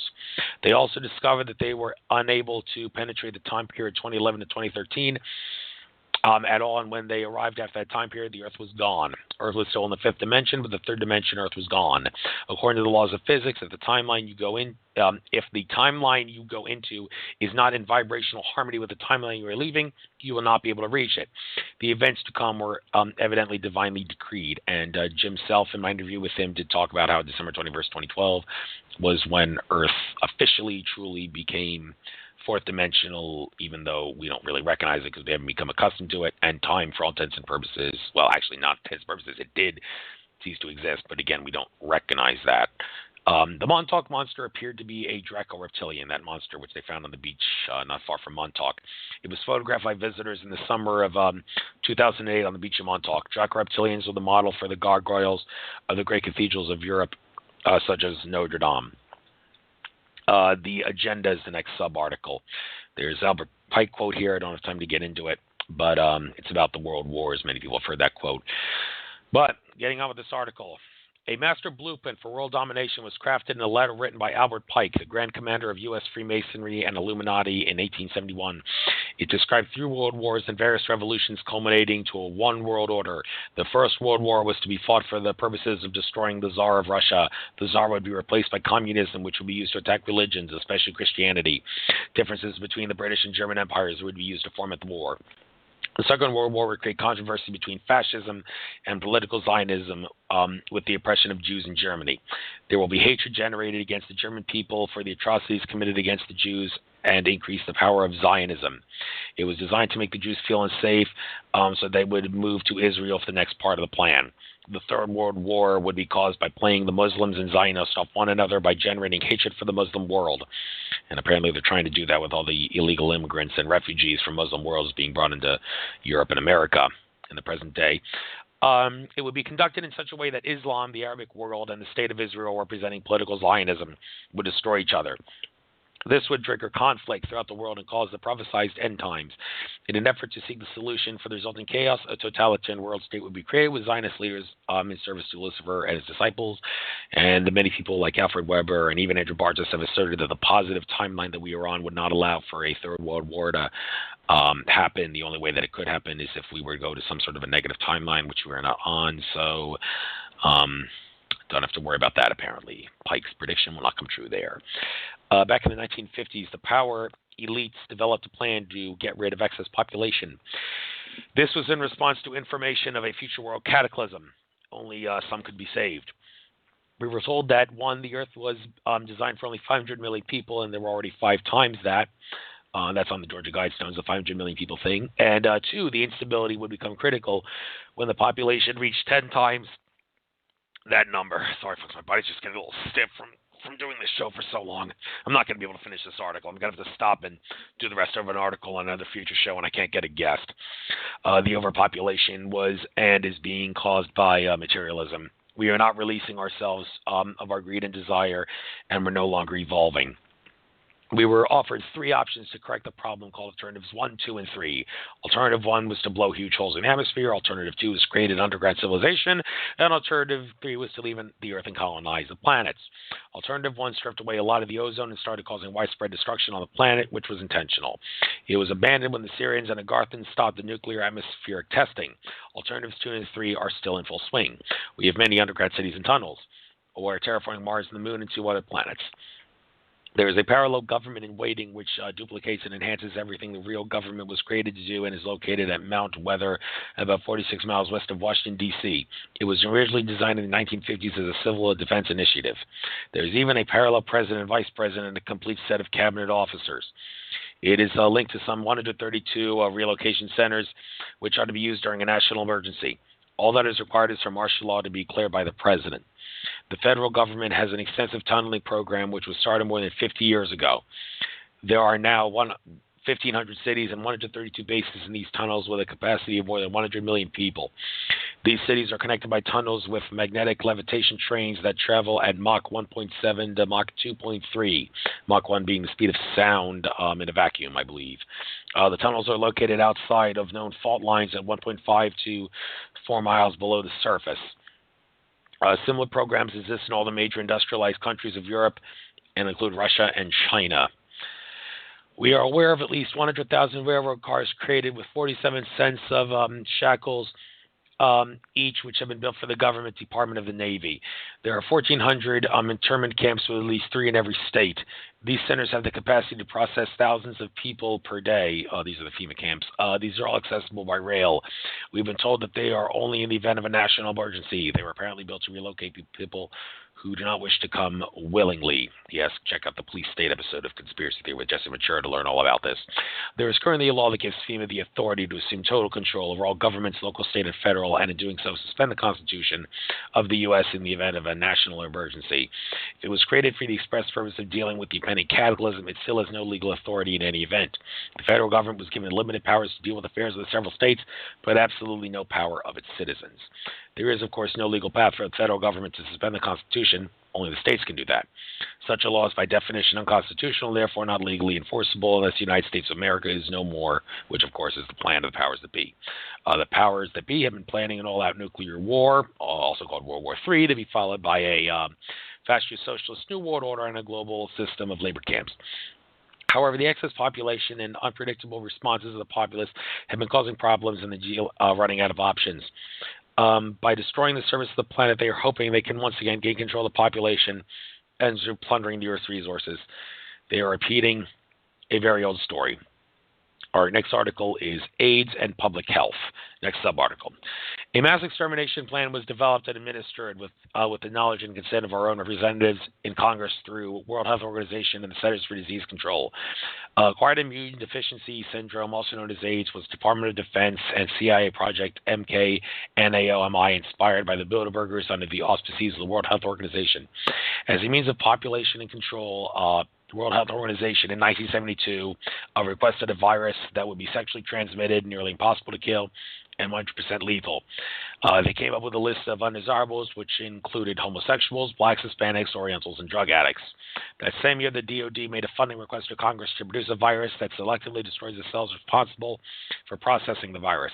This was approved as requested. World Health Organization had already decided on initial target populations in Uganda, Haiti, and Brazil. Other targets followed. Hang on, folks, I need a drink. It was created by combining two viruses called bovine leukemia and sheep visna to get bovine visna, also called HIV. It was created in 1974 at Fort Detrick, Maryland. The scientists who created it were cancer researchers working on biological warfare project. It was an outgrowth of Alternative 3, Global 200, and the Bilderberger commissioned Kissinger depopulation policy. Interestingly, a cure was created at the same time as the disease. Another program was developed in the United States called Operation Firm Hand, which was administered by the Centers for Disease Control and the National Institute of Health. In November 1978, an experimental hepatitis B vaccine was introduced into selected cities, which was available free from the local blood bank.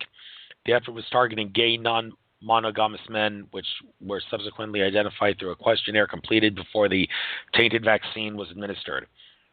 The Hep B vaccine was deliberately contaminated with the HIV virus.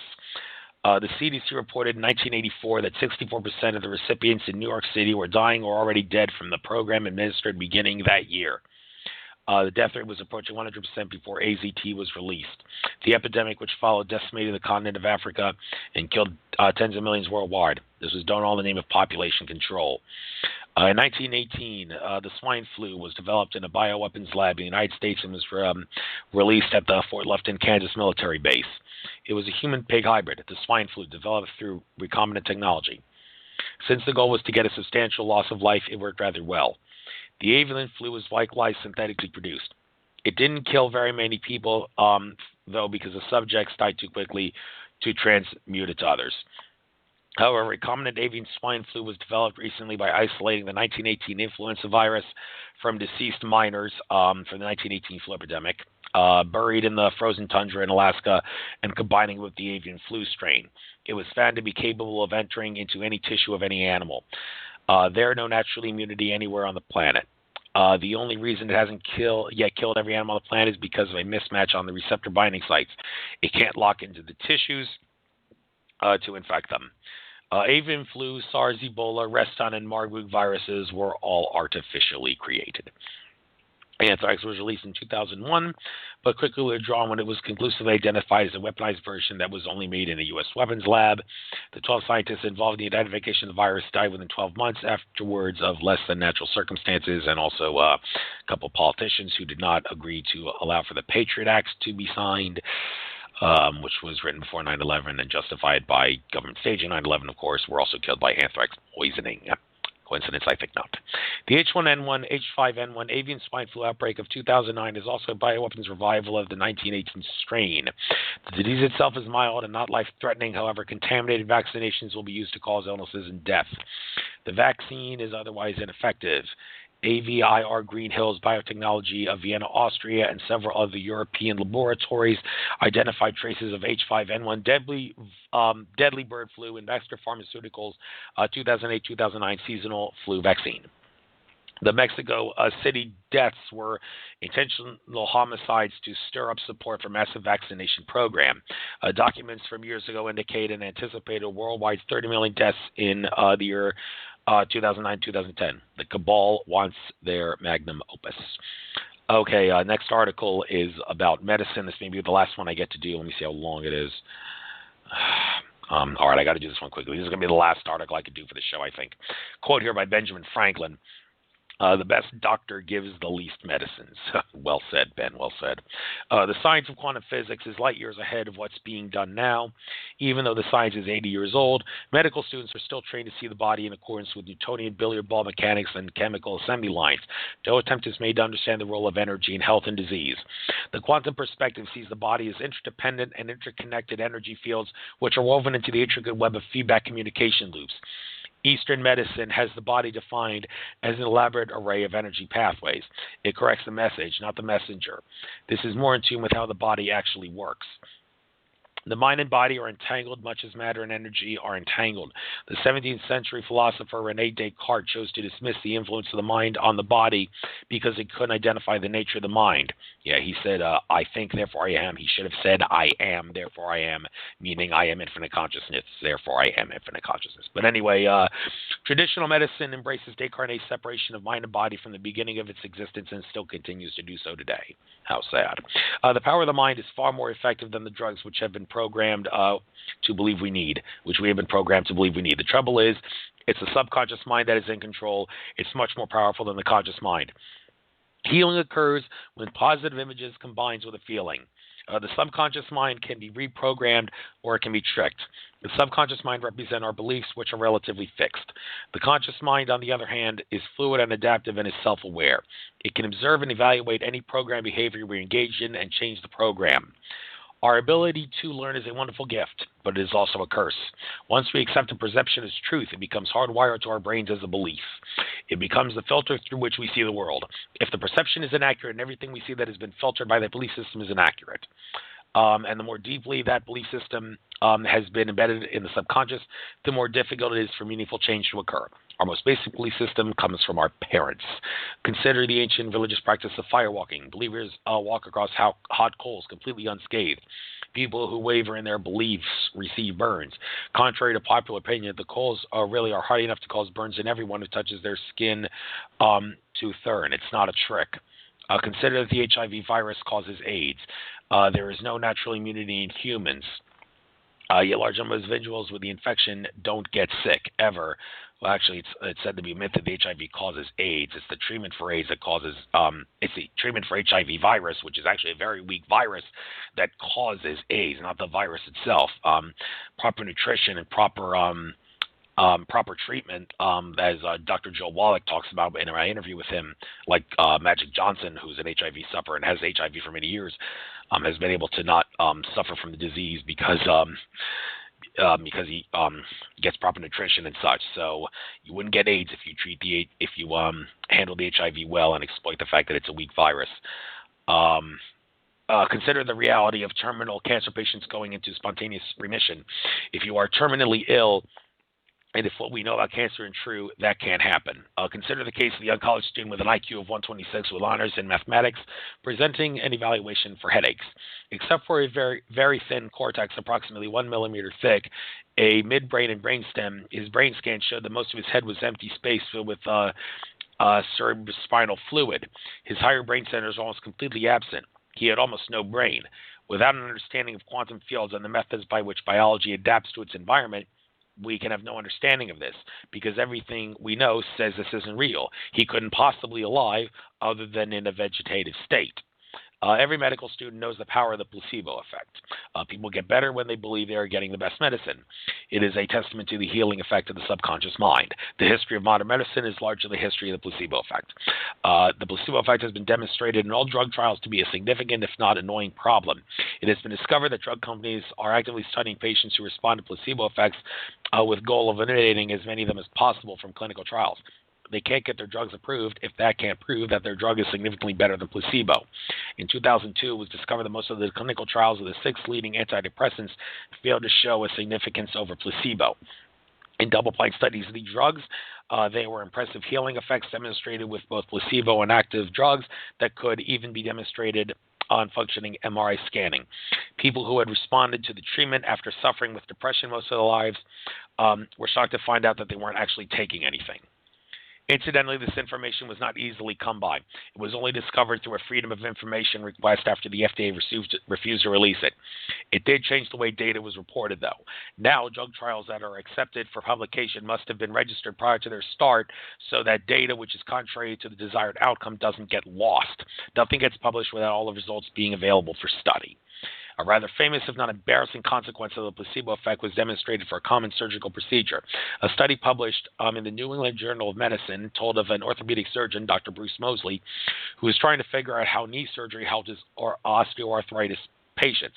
He already knew it worked. He just wasn't sure which part of the procedure provided the greatest effect. The standard procedure, which is used throughout the world, is to flush the debris out the knee and to shave the damaged cartilage. So he divided his patients into 3 groups. One group would get the shave, the second would get the irrigation, and the third would get a fake surgery that was indistinguishable from the real thing by either the operating room personnel or the patient. He even made the 3 incisions, did some fake probing, splashed some water, and generally acted like he was doing the procedure. All the patients had identical appearing wounds on their legs. The results were both clear and shocking. The placebo was improved as much as the others and with a shorter recovery time. His conclusions were summarized. Quote, "My skills as a surgeon had no benefit on these patients. The entire benefit of surgery for osteoarthritis of the knee is the placebo effect." Unquote. This study was even televised on the Discovery Health Channel and showed the placebo group doing things that they couldn't do before their surgery, like playing basketball or walking without a cane. Their knees had clearly improved, and it wasn't just in their heads. Their minds changed reality. In the early days of the procedure, a study done on the benefits of open heart bypass surgery showed that sham open heart surgery was equally benefit to a bypass procedure. In the sham procedure, the sternum was cracked and the saphenous veins were stripped, and the wires and staples were all placed to make it impossible for the patient to detect which procedure that had. Both groups showed marked improvement in function and with fewer symptoms, but the sham group lived longer. Likewise, there is the nocebo effect, the power of negative beliefs. It is just as powerful as the placebo effect that causes sickness and death. The statement, "You have 6 months to live," has a powerful self-fulfilling effect on people when given by a trusted clinician. In the end, it doesn't matter what you believe. Either way, you're right. Your biology adapts to your beliefs. You create your own world. You are the master of your own fate. Illness is manifest in the body. It is not of the body. It is of the mind. Once a paradigm is created, it's extremely difficult to change it. We literally create our whole world around our paradigms. It isn't just a problem of dogmatic thinking either. Powerful financial incentives reinforce it. You are rewarded for right thinking and punished for wrong thinking through monetary rewards and disincentives. So you think, me, what's in it for me? What's best for me? And that allows the powers that be to control humanity, sadly. But who is the master and who is the slave? Do we honor creation, or do we honor death, destruction, disease, misery, and suffering? All right, we shouldn't honor any bad things. But anyway, that's all. Well, actually, I can quickly do this article very quickly. The Georgia Guidestones, this next article is not too long. The Georgia Guidestones are a huge granite monument which was placed on a hilltop in Elbert County, Georgia, by a well-dressed, articulate stranger who wished to transmit a message to mankind in the year 1979. He stated that they represented a group of men who wanted to offer direction to humanity, but to this date, no one knows who he really was or who he represented. He commissioned a local granite company for its construction, which was completed in early 1980. The message of the Guidestones: number 1, I already mentioned this earlier, maintain humanity under 500 million in perpetual balance with nature. Depopulation scheme. Number 2, guide reproduction wisely, improving fitness and diversity. Number 3, unite humanity with a living new language. Number 4, rule passion, faith, tradition, and all things with tempted reason. Number 5, protect people and nations with fair laws and just courts. Number 6, let all nations rule internally, resolving external disputes in a world court.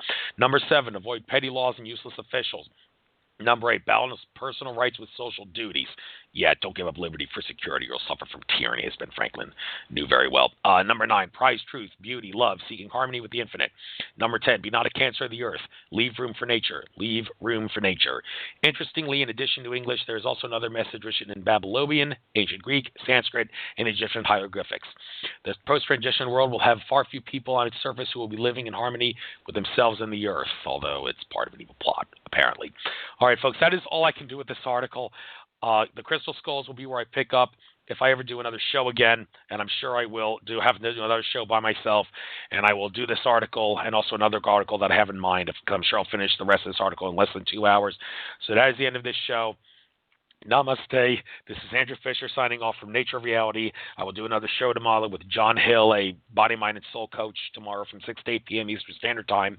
Normal Wednesday show.